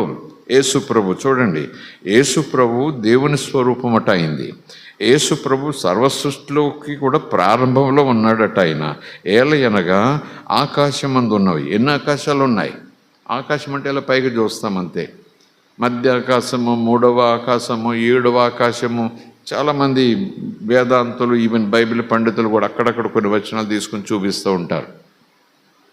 ఆకాశుడు ఆకాశం ఎదురంటే పైకి చూపిస్తాడు పిల్లోడు. కానీ లేఖనాలు చూస్తే మధ్యాకాశము, కనపడే ఆకాశము, మధ్యాకాశము, పైనున్న ఆకాశము అన్నట్టు బట్టి చూస్తే ఆకాశమందు ఉన్నవయు అంటే ఆకాశం అంటే నక్షత్రాలు, సూర్యుడు, చంద్రుడు, ఇంకా పై ఆకాశం అక్కడేదో సృష్టి ఉంది, ఇంకా పై ఆకాశం అక్కడేదో సృష్టి ఉంది. ఆకాశమందు ఏ సృష్టి ఉన్ననో అవన్నీ భూమి యందున్నవియు దృశ్యమైనవి అంటే కంటి కనపడేవి, అదృశ్యమైనవి కానీ అవి సింహాసనములైన, ప్రభుత్వములైన, ప్రధానులైన, అధికారములైనను సర్వము ఆయన యందు, ఆ వాక్యమందు, ఆ దేవుని యందు, ఆ ప్రభునందు, యేసునందు సృజింపబడెను. యేసు లోపల సృజించబడెను, యేసు ద్వారా సృజింపబడెను. యేసు లేకుండా సృష్టి జరగలేదు. స్తోత్రం కలుగునుగాక. Praise the Lord. హల్లెలూయా. ఆయనను బట్టి సృజించబడెను. ఆయన అన్నిటికన్నా ముందుగా ఉన్నవాడు, ఆయనే సమస్తమునకు ఆధారభూతుడు. స్తోత్రం కలుగునుగాక. దేవుని మనకి స్తోత్రం. హల్లెలూయా. సో ఇలాంటి మాటలు మనం జ్ఞాపకం చేసుకుంటూ, ఎందుకు ఈ మాటలు జ్ఞాపకం చేశాను? ఆయన దేవుడు, ఆయన శక్తి ఎంత? ఇదిగో ఇంత చేశాడు, ఇంత శక్తి అయింది. ఆయన ఎప్పటి నుంచి ఉన్నాడు? బిగినింగ్ అంటేనే ఆయన. ఎందుకు ఈ మాటలు మీకు జ్ఞాపకం చేస్తున్నానంటే, తండ్రి అయిన దేవుడు ఇదిగో కొడుకు, ఈ కొడుకున్న శక్తి ఇది, ఈ కొడుకున్న అధికారం ఇది, ఈ కొడుకు యొక్క సామర్థ్యం ఇది. ఇతనితో మనలను సమానులుగా చేయటానికి తండ్రి ఇష్టపడ్డాడట. Praise the Lord. Hallelujah. Hallelujah. ఈ మాట అంటే నేను ఇప్పుడు పలకబోయే మాట కొంచెం వెకిలిగా ఉండొచ్చు, గ్రామాల్లో మాట్లాడుకునే మాటలాగా ఉండొచ్చు. అప్పుడప్పుడు ఈ బోధ వేగంలో ఈ మధ్యన తరచుగా పలుకుతున్నానమాట. కృపతో దేవుడు ఇంత భాగ్యం, తన కొడుకుతో సమానం అంటేనే మనం అదిరిపోవాలి, శ్రోధపడిపోవాలి. మిఖాయేలుతో సమానం కాదట, గాబ్రియేలుతో సమానం కాదట, కెరూబులతో సమానం కాదట, శరాఫులతో సమానం కాదట. ఈయనతో సమానముగా మనలను చేయాలని, మనలను సమానులుగా చూడాలని, మనలను సమానులుగా ఎంచి మనం అడిగినది ఇవ్వాలని తండ్రికి ఉద్దేశమట. స్తోత్రం కలుగునుగాక. ఇందాక అన్నాను కదా, గ్రామంలో మాట్లాడుకునే మాట మాట్లాడుతూ పోతున్నాను, క్షమించండి అని. ఏమాటంటే, ఇంత స్థితి, ఇంత స్థాయి దేవుడు మనకు ఆ లెవెల్కి తీసుకెళ్ళిపోతా ఉంటే అల్లరి చెల్లరి అర్ధనా పావలా భక్తి చేయాలా మనం దేవునికి? వాక్యం చదివితే ఎంత, చదవకపోతే ఎంత, చర్చకొస్తే ఎంత, రాకపోతే ఎంత, ఇదేదో మాట వరకు చెప్తున్నాను కానీ అసలు తండ్రి అంటే ఎంత పడి చచ్చిపోవాలి మనం. తండ్రి పాదాలు పట్టుకుని ఎంత గిలగిల్లాడిపోవాలి. నీ కొడుకు ఎక్కడా, నేనెక్కడా, ఆయన స్థాయి ఎక్కడా, నా స్థాయి ఎక్కడా, నీతో ఉన్నాడు, నీలాగున్నాడు, అసలు బిగినింగ్లోనైనా ఉన్నాడు, ఆయనే అంతా చేశాడు, నేనంత మట్టి ఒట్టి మానవుణ్ణి. నిజాన్ని చెప్పాలంటే పాపిష్టోడిని. ఈ పాపిష్టోడిని పట్టుకెళ్ళి నీ కొడుకుతో సమానంగా చూస్తావా? నీ కొడుకుతో సమానంగా వారసునిగా కూడా నన్ను పెట్టేస్తావా? అంటే నీ కొడుకుతో పాటు నీ ఆస్తిని నాకు కూడా పంచుతావా ఈక్వల్గా? అలాంటి మాటలు ఉన్నట్టుగా కనపడకపోయినా ఉన్నాయి. క్రీస్తు తోడి మనము వారసులము. వారసుడు అంటే పనాడు గురించి మాట్లాడరు, వారసుడంటే అడుక్కునేవాడి గురించి మాట్లాడరు. స్తోత్రం కలుగునుగాక. వారసుడంటే బంధువులు కాదు, వారసుడంటే స్నేహితులు కాదు, వారసుడంటే అప్పుడప్పుడు వచ్చి కనపడిపోయేవాడు కాదు, వారసుడంటే సహాయం చేసిపోయేవాడు కాదు. వారసుడంటే కడుపున పుట్టినవాడు. ప్రైజ్ అలార్ హల్లెలూయా. ఆస్తిని పంచుకొనుటకు అర్హుడు, అధికారము కలిగిన వాడు. సో క్రీస్తు తోడి మనలను తండ్రి వారసులుగా ఎంచాడు, వారసులుగా చేయటానికి ఇష్టపడ్డాడు, వారసులుగా చేయాలని తలంచుకున్నాడు, వారసులుగా చేయాలని ఆశపడ్డాడు. మై గాడ్ హల్లెలూయా. అందుకే యేసును భూమి మీదకి పంపాడు. స్తోత్రం కలుగునుగాక. అలాంటి గొప్ప మనసున్న తండ్రి, అలాంటి గొప్ప ప్రణాళిక ఉన్న తండ్రి, అలాంటి గొప్ప ప్రణాళికతో మన యొక్క స్థితిని ఆ స్థాయిలో పెడతానని చెప్తున్నటువంటి తండ్రిని ఎలా ప్రేమించాలి, ఎలా కృతజ్ఞతతో ఉండాలి, ఎలా భయభక్తులతో ఉండాలి.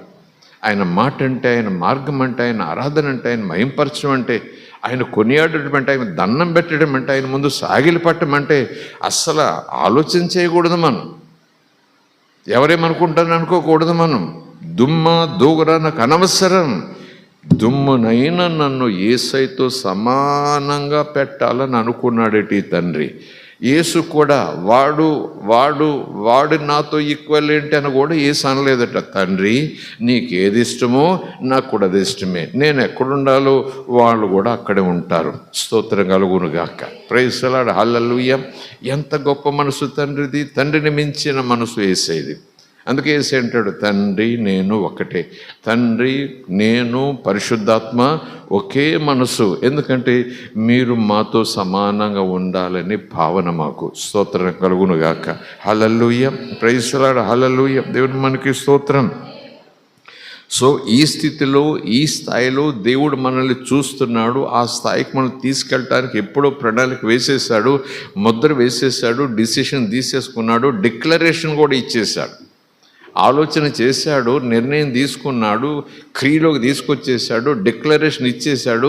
ఇంకేముంది, డిక్లరేషన్ ఇచ్చి మళ్ళీ ఖాళీ కూర్చోలేదు, కార్యం కూడా పూర్తి చేసేసాడు. కొడుకు వచ్చేసాడు, భూమి మీద నడిచేశాడు, శిలువ మీద చచ్చిపోయాడు, సమాధి చేయబడ్డాడు, 3 దినాలు తిరిగి లేచాడు, అందరికీ కనపడ్డాడు, మళ్ళా రాబోతున్నాడు. మీరు నాతో పాటు ఉండాలి, నా తోడి వారసులు సహోదరులారా అని రాబోతున్నాడు యేసయ్య. స్తోత్రం కలుగునుగాక.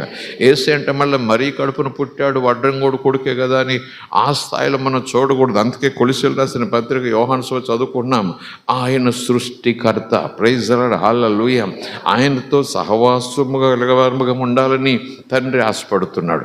ఇంత ధీమా, ఇంత ఉన్నతమైన, ఇంత శ్రేష్టమైనటువంటి ఆ స్థితులు మనకు ఇవ్వటానికి ఆయన ఇష్టపడిపోయాడే.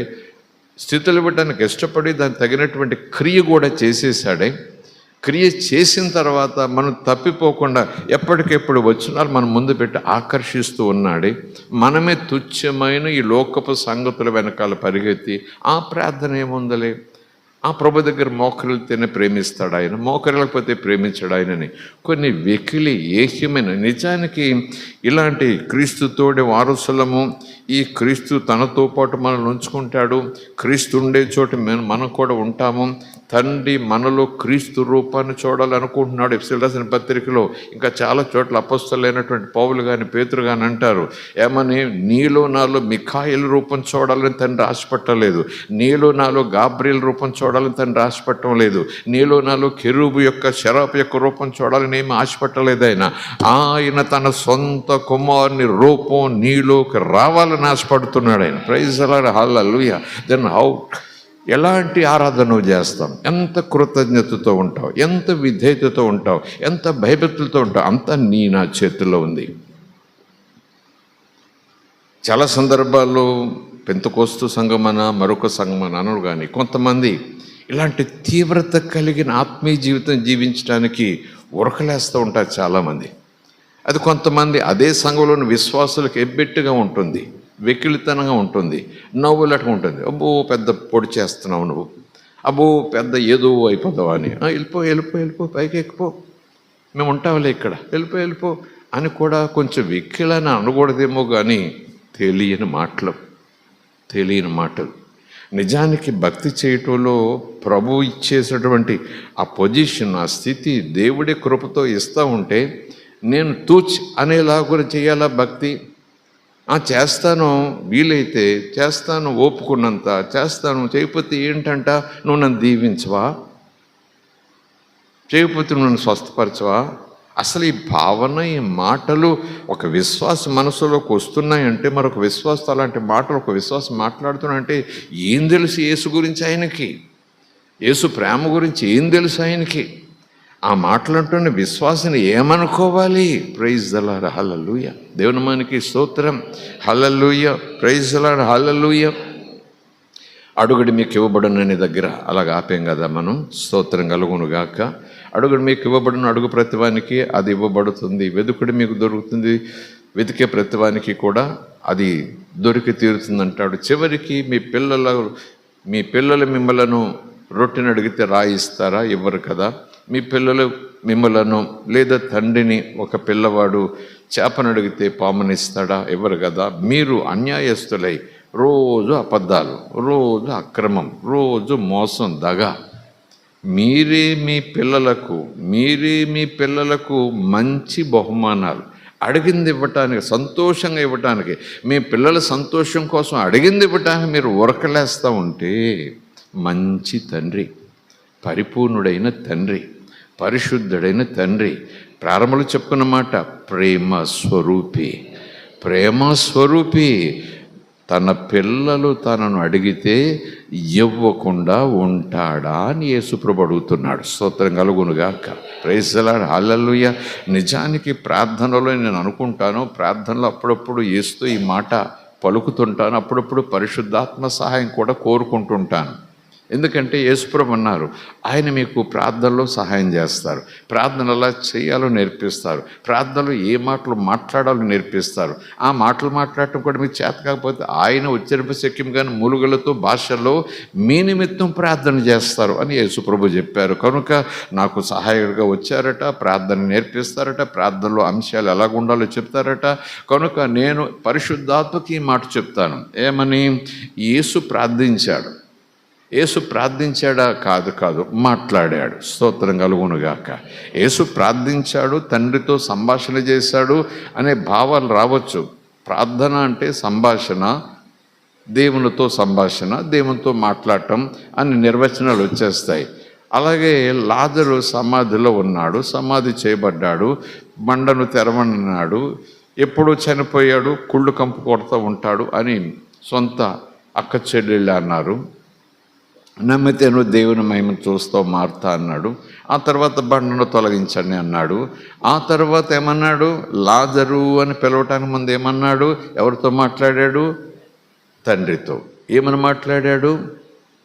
నేను అనుకుంటాను, ఈ అడుగుడి మీకు ఇవ్వబడును, వెదుకుడి మీకు దొరుకును, తట్టుడి మీకు తీయబడును అని ఎవరికైతే బోధ చేశాడో ఆయన మీ తండ్రి. ఏమనుకుంటున్నారు మీరు? మీరు బిచ్చగాళ్ళు కాదు, ఆయన మీకు తండ్రి, మీరు ఆయనకు పిల్లలు. బిచ్చగాళ్ళు కాదు మీరు. అడగండి ఇచ్చి తీరుతాడు, స్తోత్రం కలుగునుగా అన్నట్టుగా ఆయన మాట్లాడుతుంటే, ఎవ్వడని నేను బోధ అలా చేస్తాను, నువ్వు జుట్టు పీక్కుంటే కానీ ఇవ్వడు, నువ్వు ఇస్తావా లేకపోతే విషయం దాకా చచ్చిపోమంటావా అని లోకరీతిగా అమ్మనాన్నల మీద దాడి చేసినట్టుగా దేవుడి మీద కూడా ఉపవాసం అంటే అంతే కదండి. నేను చచ్చిపోతా, అన్నం తిన్ను, ఇస్తావా చస్తావా, చావమంటావా, చస్తావు కాదు, ఇస్తావా నన్ను చావమంటావా, ఇస్తావా చావమంటావా. కొంతమంది భక్తి అలాగ అనరు, కానీ ఆ స్థాయిలోకి వెళ్ళిపోతుంది. అంతగా దేవుణ్ణి నీకు ఒప్పించి మెప్పించి మెడవంచి, అయ్యో నా బిడ్డ చచ్చిపోయేలాగా ఉంది, అయ్యో నా బిడ్డ ఇంకేం లేదు అయిపోయేలాగా ఉంది, ఓయ్ మిఖాయిలు గాబ్రియలు నాకు చాలా భయంగా ఉంది, చచ్చిపోయేలాగా ఉంది, భోంచేయడం మానేసింది, వీళ్ళు చేసేయాలి. అది నిజానికి అది వాక్యానుసారం కాదు, అది నిజానికి అది చిత్తానుసారం కాదు, అది ఆత్మానుసారం కాదు, కానీ అడిగేస్తూ ఉంది, చచ్చిపోయేలాగా ఉంది, చేసేద్దాం పదండి, చేస్తారండి. యేసు ప్రభు తండ్రితో అన్నాడు అక్కడ. అలాగ మనం అంటే జరుగుతుందా? జరిగిస్తాడు. కానీ ఆ స్థాయికి నా విశ్వాసాన్ని పెంచుకోవాలి. అప్పుడప్పుడు ధైర్యంగా అడుగుతుంటాను, చాలా ధైర్యంగా అడుగుతుంటాను. అలా జరుగుతాయా, ముందు జరగాలనా ఏమో, అవన్నీ పక్క పెట్టండి. చాలా సందర్భాల్లో 2-3 సార్లు ఈ మాట అడగొచ్చా, అడగకూడదా, ఈ మాట దేవుని ముందు ప్రార్థనలో పెట్టొచ్చా, పెట్టకూడదా, నేనెక్కడా ఏసెక్కడా అనే తలంపులు శారీరరీతిగా నాకు వచ్చినా, నాకున్న జ్ఞానంతో నా ప్రార్థనకే నేను ఆటంకాలు కలగజేసుకున్నా, ఏంటో నాలో ఉన్న చిన్న పిల్లోడు లాంటి ఆశ నా చేత పరిశుద్ధాత్మ దగ్గర ఈ మాటలు చెప్పించింది. ఏం ఆశ అంటే, యేసయ్య అన్నాడు లాజరును పిలిచే ముందు, తండ్రి నువ్వు నా మాట వింటావని నాకు తెలుసు, నీకు స్తోత్రం, ఇప్పుడు కూడా వింటావని తెలుసు, స్తోత్రం, లాజరు రా, స్తోత్రం కలుగునుగాక. So simple. అంటే యేసు ధీమా ఏంటబ్బా, యేసు హామీ ఏంటబ్బా. మళ్ళీ మనం అటు అనుకుందాం, యేసు ధీమా ఏంటి, యేసుకు ఆ హామీ ఏంటి, యేసుకంత గుండె ధైర్యం ఎక్కడి నుంచి వచ్చింది? ప్రజలందరూ చుట్టూ ఉన్నారు, పోనీ యాయరు కూతురులాగా అప్పుడే చచ్చిపోయింది ఇలాగెలా లేపాడా? నాయన విధవరాలు కొడుకు చచ్చిపోయి సమయమైంది కానీ ఏదో అన్నాడు, పైకి లేచాడు, అప్పుడు జనం ఉన్నారు, ఇప్పుడు జనం ఉన్నారు, కానీ చచ్చిపోయి 3 రోజులు అయింది. అసలు ఎవరి మార్త రిలేటెడ్ లోకానికి వెళ్ళి నమ్మకం లేదు బతుకుతాడని, కానీ ఆయన బతికించడానికి వచ్చేసాడు ఇక్కడికి. లోకమంతా చూస్తూ ఉంది, ఎవ్రీబడి ఎక్సైటెడ్. ఏం జరుగుతుంది? అవునా, నిజమా, జరుగుతుందా, అవునా? అందరూ ఇంకా 2 కళ్ళు 1000 కళ్ళుగా చేసుకుని చూస్తున్నారు. చిన్న మాట, తండ్రి నువ్వు నా ప్రార్థన ఎప్పుడూ ఆలకిస్తావు, ఇప్పుడు కూడా ఆలకిస్తావు, లాజరు రా, వచ్చేసాడు. ఆ మాట అనేటప్పుడు నాకు జ్ఞాపకం వచ్చింది, ఇదే ప్రిన్సిపల్ యేసు ప్రభు మనకు నేర్పించాడు. మీరు ఆ దేవునికి ఏమవుతారు? పిల్లలు అవుతారు. మీకు ఆ దేవుడు ఏమవుతాడు? తండ్రి అవుతాడు. ఒక పిల్లోడు తండ్రిని అడిగితే ఏమిస్తాడు? ఇస్తాడు. మీరు అడిగితే, తరచుగా అడిగితే, మనసు పెట్టి అడిగితే, చిన్న పిల్లల్లాగా నేను కొడుకును కదా, కూతురును కదా అని అడిగితే ఆయన తన పరిశుద్ధాత్మను కూడా ఇస్తాడు, ఇవ్వకుండా ఉండడని యేసుప్రభు ముద్రేసి మరీ చెప్పాడు. స్తోత్రం కలుగునుగాక. హల్లెలూయా. ఒక్కొక్కసారి మనం ఎంత భక్తి తీవ్రతలో ఉంటామంటే, మీరు పరిశుద్ధాత్మ వచ్చి నువ్వు అలా ఉండక్కర్లొద్దాం, ఇలా ఉండక్కర్లొద్దు, చిన్నపిల్లోళ్ళగా అడుగు, యేసయ్య నీకు చేసేస్తాడంటే, లేదు మాకు ఆ పెద్దమ్మగారు నేర్పించారు, 30 రోజుల తర్వాతే ప్రభు ఇస్తాడట. లేదు మాకు పెద్దయ్య గారు నేర్పించారు. 40 రోజుల ఉపవాసం చేశాక 2 సార్లు చేశాక అప్పుడు ఆ చివరి రోజు చేస్తాడట, వస్తాడట. ఒకవేళ నిజానికి మనలో మనమాటగా చిన్నపిల్లోడుగా చెప్తున్నాను, ఎలిమెంటరీ లెసన్స్ లాగా చిన్నపిల్లోడులాగా ఒక కథగా చెప్తున్నాను నేను. నిజానికి యేసయ్య ఎదురుగా వచ్చేసి, నిజానికి యేసయ్యే ఆ భక్తి భావనతో తలమునకలైపోయి ఉంటారు చూసారా, ఆ భక్తుల దగ్గరకు వచ్చి యేసుప్రభువే ప్రత్యక్షం అయిపోయి నేను అడిగింది ఇవ్వాలనుకుంటున్నానంటే, మనలో మనమాట చెప్తున్నాను సుమా, అలాగ అంటాడని కాదు, వస్తాడని కాదు, కానీ మనలో మనమాటగా అంటున్నాను. నిజంగా యేసే ఇలాగ నేను ప్రార్థన చేసి ప్రిపేర్డ్గా ఉన్నాను. ఏది మా పెద్దయ్య గారు నేర్పించారు, ఇలాంటివి దేవుడు ఇవ్వాలంటే కనీసం 3 సార్లైనా నువ్వు 40 రోజులు ఉపవాసం చేయాలి. మా పెద్దయ్య గారు నేర్పించారు. మా సంస్థే దాని మీద కట్టబడింది. మా సంఘం అంతా అదే తీరు. ఆ తీరులో ఉన్న సంఘం ముందుకు ఒకవేళ యేసయ్య ఆయనకి ఇష్టమై తలుపు తట్టి, కూతురా నువ్వు అడుగుతున్నావు కదా ఇవ్వటానికి వచ్చానంటే, కూతురు ఏమంటుందో తెలుసా, అసలు యేసయ్య కాదేమో. ఎందుకంటే మరి యేసయ్య 3 సార్లు 40 రోజులు ఉపవాసం చేసిన తర్వాత వస్తాడు. మా పెద్దయ్య గారు చెప్పారు, స్తోత్రం కలుగునుగాక. అంచేత వచ్చింది యేసయ్య కాదు, ఎవరై ఉంటారు, దెయ్యమేమో. ఒకవేళ నిజానికి యేసు గుర్తుపట్టిందనుకో, ఆ పెద్ద ఆవిడి, ఆ భక్తి పొర్రాలు, లేకపోతే ఆ పెద్ద ఆయన, ఆ మహాభక్తుడు, యేసయ్య మరి ఇదేంటి ఇలాగ వచ్చేసావు, నువ్వు ఎప్పుడు రావాలి తెలుసా, 40 రోజుల ఉపవాసాలు 3 సార్లు చేశాక అప్పుడు రావాలి, వెళ్ళిపో. అప్పుడు వచ్చి దిగాను. నాకు అర్థమైపోయిందా మీకు? ఆ తీరులో సంఘాలు, ఆ తీరులో విశ్వాసం. ప్రభు అంటున్నాడు ఇంకా కార్యాలు ఎలా జరుగుతాయి, స్తోత్రం కలుగునుగాక. ప్రభు కూడా ఛాలెంజ్ చేసి చెప్తున్నాడు. పేతురు చెప్తారు, పౌలు చెప్తారు, కేవలం ప్రభువును పోలి ప్రభు మన ముందు నడిచి వెళ్ళాడు, అడుగుజాడలు విడిచిపెట్టి వెళ్ళాడు. ఆయన మాదిరిగా మనం ఉండాలి, ఆయన మాదిరిగా మనం ప్రార్థించాలి, ఆయన మాదిరిగా మనం నమ్మాలి. ఆయన కొడుకు, మనం కొడుకులమే, ఆయనకు తండ్రి, మనకు తండ్రి, ఆయన మాదిరిగా మనం తండ్రిని అడగాలి, స్తోత్రం కలుగునుగాక. ఈ మాదిరి అనేటప్పటికి ఉపవాసం దగ్గరే మనం మాదిరి. 40 రోజులు యేసుప్రభు ఉపవాసం చేశాడు, నేను చేస్తా. యేసుప్రభు కాళ్ళు గడిగాడు, నేను కాళ్ళు గడుగుతా. అవన్నీ అక్కడ భక్తి చేయటంలో మాత్రం మనం దూసుకెళ్ళిపోతాం మాదిరి. కానీ విశ్వాసం నుంచి తండ్రిని ఎలాగ అడిగి పొందుకునేవాడు యేసుప్రభు. మీరు కూడా అడగండి, పొందుకుంటాడు. నా తండ్రి మీ తండ్రి ఒకరే అని యేసుప్రభు బలగు చెప్పాడు.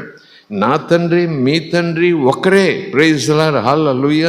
నా తండ్రి వేరు, వెంటనే రిప్లై ఇచ్చేస్తాడు. మీ తండ్రి వేరు, నా తండ్రి మీ తండ్రి. అక్కడ కజిన్స్ కానీ వాళ్ళిద్దరు అన్నదమ్ములైనా కానీ నా తండ్రి వేరు అంటే మనం అవునులే బాబు అనుకోవచ్చు. కానీ లేఖనం చెప్తుంది, యేసుప్రభు కూడా ముద్ర వేసి చెప్తున్నాడు, నమ్మండి, నా తండ్రి మీ తండ్రి ఒకరే, స్తోత్రం కలుగును గాక. Praise the Lord, hallelujah. దేవుని మనకి స్తోత్రం.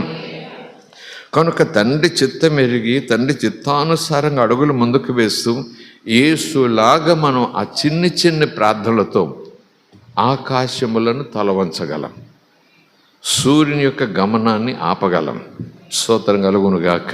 హల్లెలూయా. మాటల వరకు కోటలు దాటిపోతాయి కానీ అని అనుకోవచ్చు, కానీ లేదు, యేసును నమ్మిన వారికి మాటలు కోటలు కాదు, లోకాలను దాటిపోతాయి. మాటలు లోకాలను దాటిపోతాయి, మాటలు సముద్రాలను ఎండ చేసేస్తాయి, స్తోత్రం కలుగునుగాక. హల్లెలూయా. ఏదైనా మనం నమ్మాలి. ఎక్కడ మొదలు పెట్టాము? ప్రేమ గురించి మాట్లాడుతాం. ఆయన ప్రేమను ఎరిగిన వారమై ఉండాలి. చివరి దశకు వస్తున్నాను. ఆయన ఎరిగిన వారం, ఎప్పుడో నమ్ముకున్నాను, ఆయన ప్రేమై ఉన్నాడని కూడా నేను నమ్ముతూ పాడుకుంటాను. కానీ ప్రభు అంటున్నాడు, ప్రేమై ఉన్నాడు, ఆయన నమ్ముకున్నాను, ఆయన నన్ను ప్రేమిస్తున్నాడు అని ఇంతవరకు వచ్చావు, కానీ నువ్వు అడిగింది ఇస్తాడు, అంతగా నిన్ను ప్రేమిస్తున్నాడు. ప్రేమ అంటే అడిగింది ఇవ్వటమే అనేది నీకు ఎందుకు అర్థం కాదు? ఆయన నమ్ముకున్నాను, నేను ప్రేమ నమ్ముకున్నాను అంటున్నావు, కానీ ఇక్కడ ఆ భక్తుడు అంటాడు, మనం ఆయన ప్రేమను ఎరిగిన వారమై ఉండాలి, స్తోత్రం కలుగునుగాక. చకచక ఆయన ప్రేమలో ఉన్నటువంటి ఆ రంగులు, ఆ రుచులు, ఆ మాధుర్యాలు, ఆ ధ్వనులు, ఆ శబ్దాలు. 10 తంతుల వీణ అని ఉంది కదా బైబిల్లో. 10 తంతులు అంటే 10 తీగలు అనుకోండి. కొన్ని తెలుగు పదాలే సంస్కృత పదాలకు అర్థం కావు. 10 తీగలు, ఒక్కొక్క తీగ మీటితే ఒక్కొక్క సౌండ్ వస్తుంది. ఒక్కొక్క తీగ మీటితే ఒక్కొక్క సౌండ్ వస్తుంది. ఆ తీగలన్నిటినీ కూడా లయబద్ధంగా మీటితే అద్భుతమైన సంగీతం బయటకు వస్తుంది, స్తోత్రం కలుగునుగాక.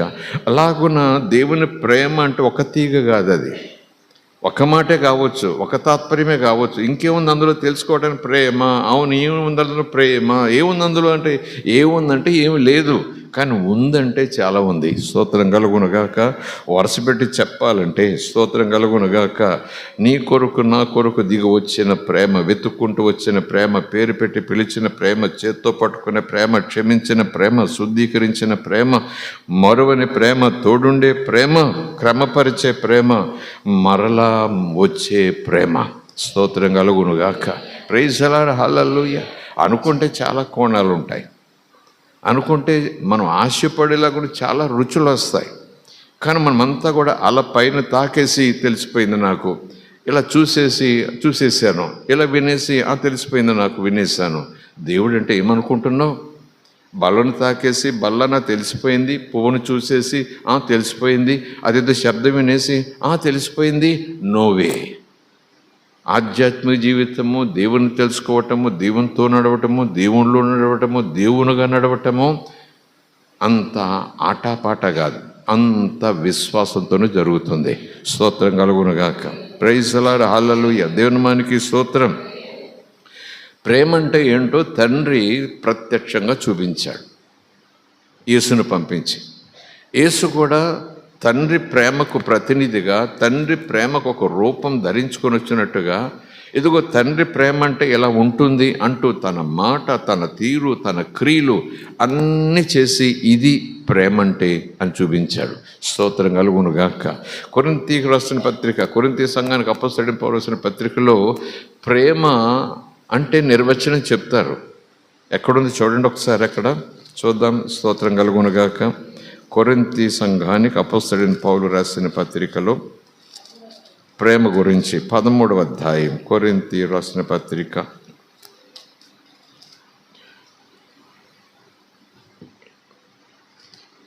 1వ పత్రిక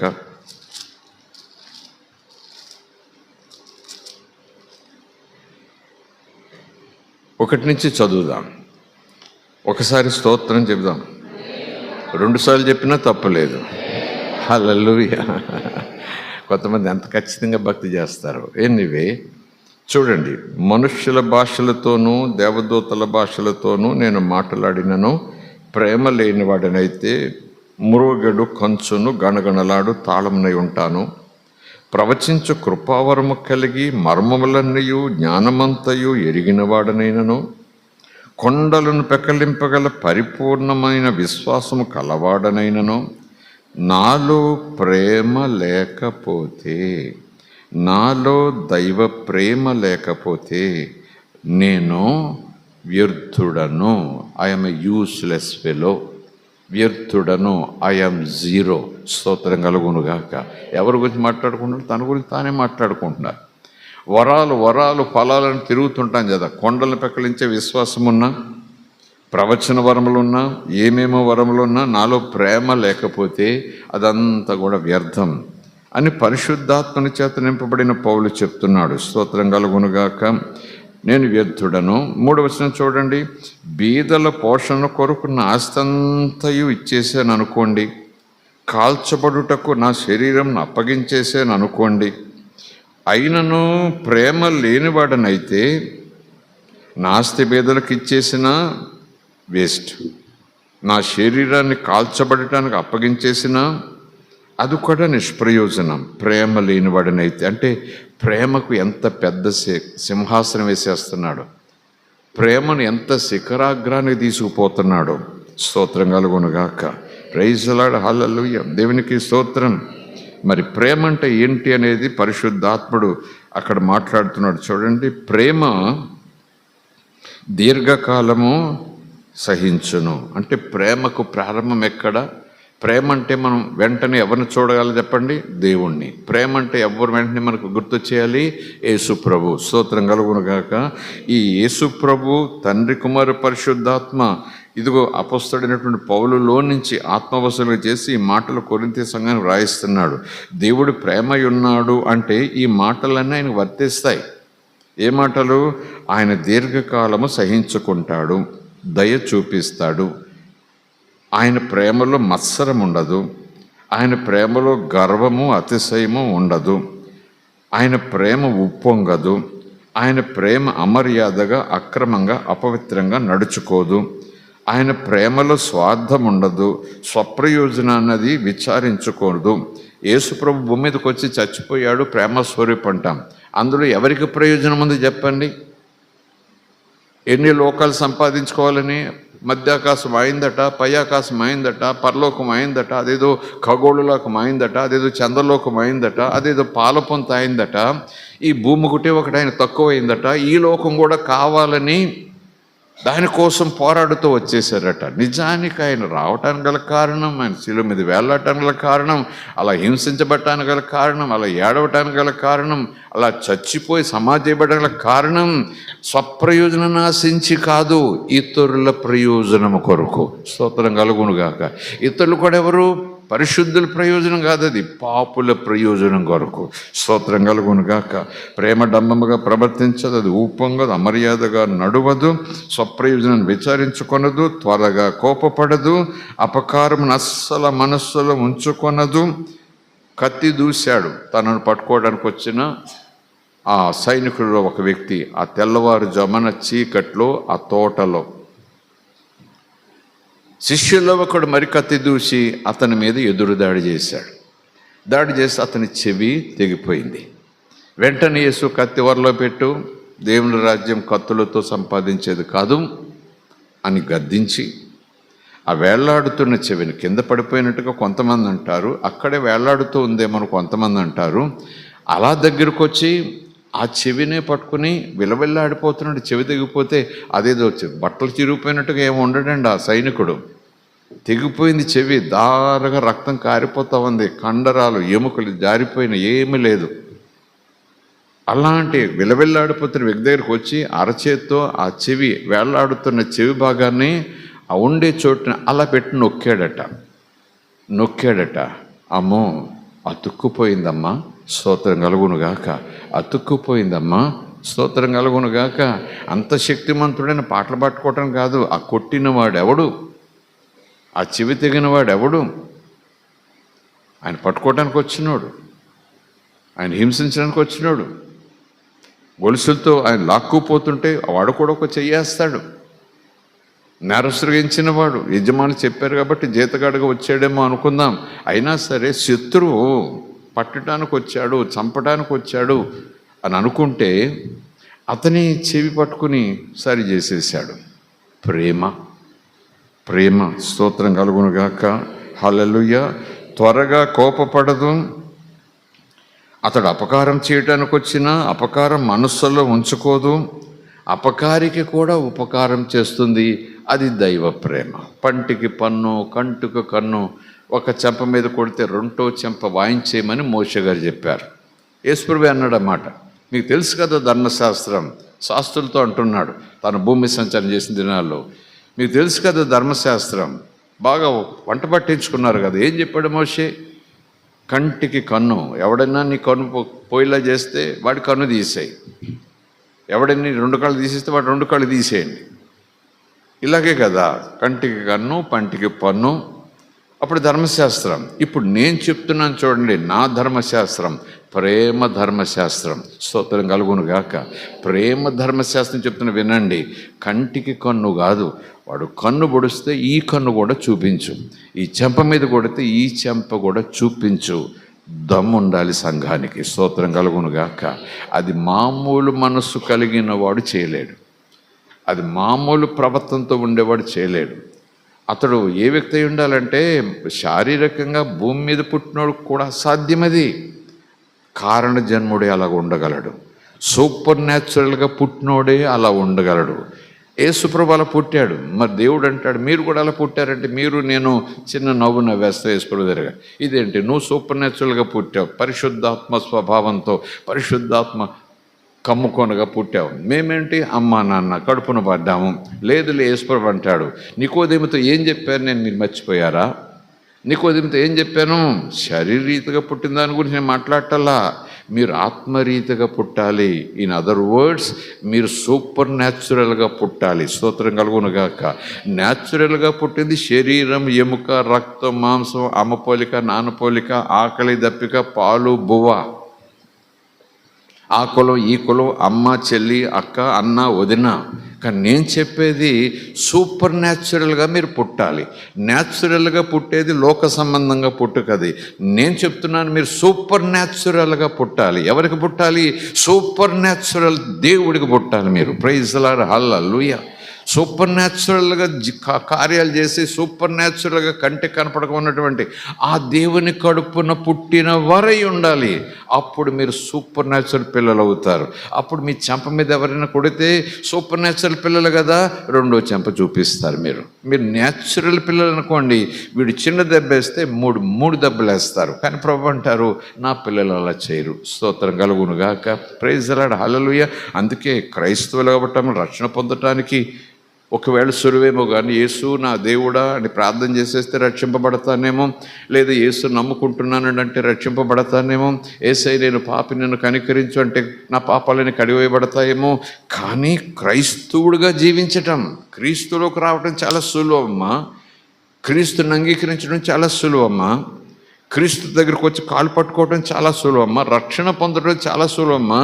కానీ క్రీస్తు మార్గంలో నడవటం సాహసాలు చేయాలి, చాలా సాహసాలు చేయాలి. స్తోత్రం కలుగును గాక.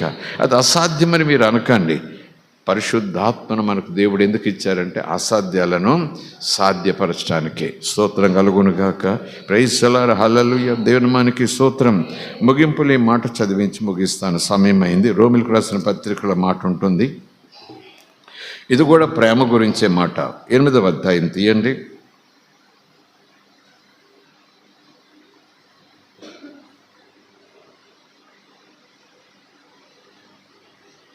31 నుంచి చదువుదాము,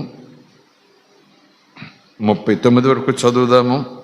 చాలా నిదానంగా చదువుతాను, మీరు కూడా నిదానంగా వింటూ చదవండి.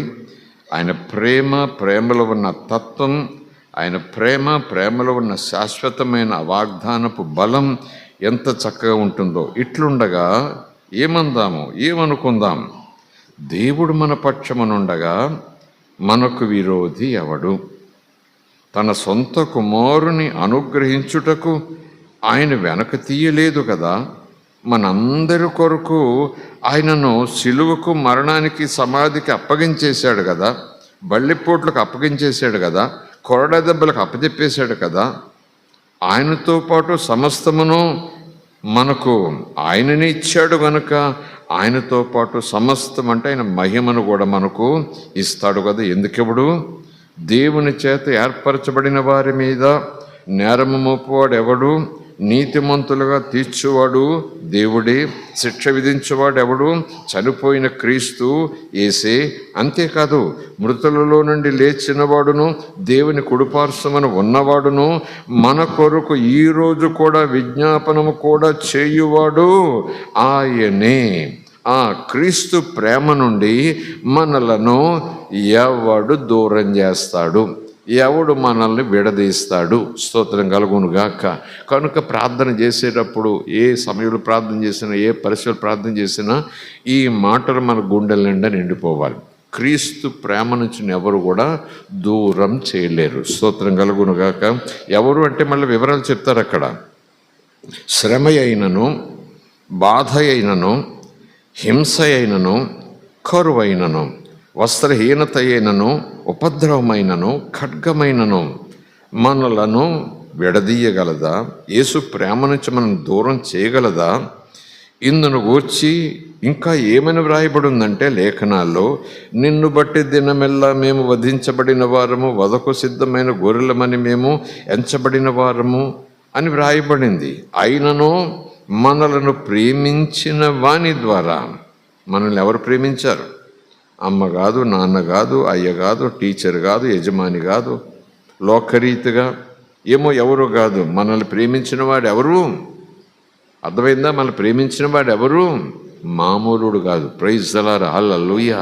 ప్రేమ స్వరూపి. ప్రైజ్ ది లార్డ్, హల్లెలూయా.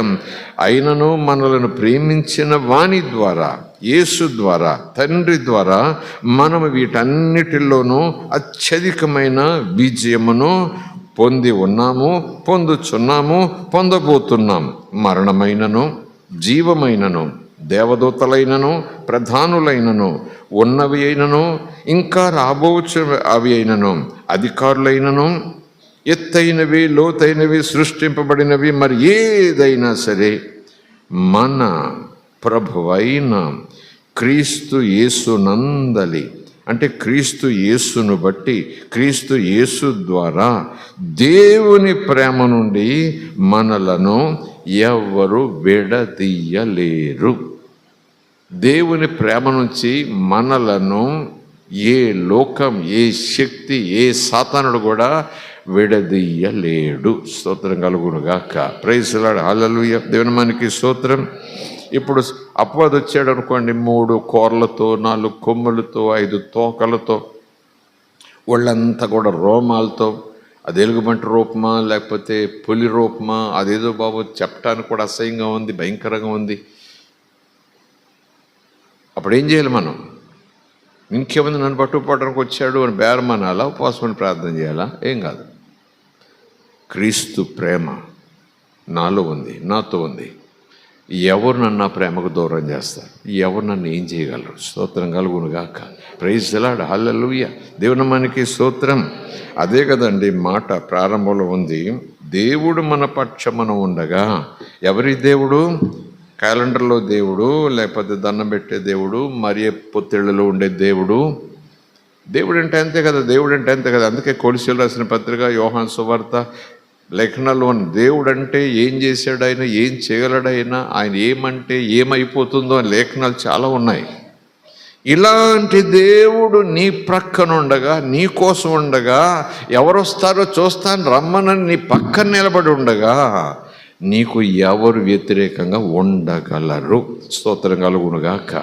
అందుకే భయపడాల్సిన పని లేదు, దిగులు పడాల్సిన పని లేదు. పోషకుడు, సంరక్షకుడు, సహాయం చేయువాడు, స్వస్థపరచువాడు, నెమ్మదినిచ్చేవాడు, హామీ ఇచ్చినవాడు. ఏమో ఏం చేస్తాడో ఏమో కానీ అని అంటున్నదంటే ఆ పిల్ల, అంటున్నాడంటే ఆ వ్యక్తి ఏం తెలుసు నీ గురించి? యేసు నీకోసం ప్రాణం పెట్టలేదా? పెట్టాడు. నీకోసం శిలువ మీద వేలాడలేదా? వేలాడాడు. నీకోసం ఉమ్ములు ఉంచుకోలేదా? ఊడ్చుకున్నాడు. ఎందుకోసం? మహిమలో చోటు ఇవ్వడానికి. మరి ఎందుకు ఏడుస్తావు? అంత ఇవ్వటానికి వచ్చిన ఆయన ఇది ఇవ్వకుండా ఉంటాడా? ఏంటా మాటలు? ఏంట వెకిలితనము? ఏంట బెంగ? ఏంట దీనత్వము? యేసు నాకు ఇస్తాడు, యేసును నిలబెడతాడు, యేసును స్వస్థపరుస్తాడు, యేసున భవిష్యత్తును అందరికన్నా బాగా చేయగలడు. ఒక్కటే షరతు, ఆయన మాట వింటా, ఆయన మార్గంలో ఉంటా, ఆయన ఘనపరుస్తా, ఆయన కోసం, ఆయన మహిమ కోసం నాలో ఉన్న వెలుగును అందరికీ చూపిస్తా.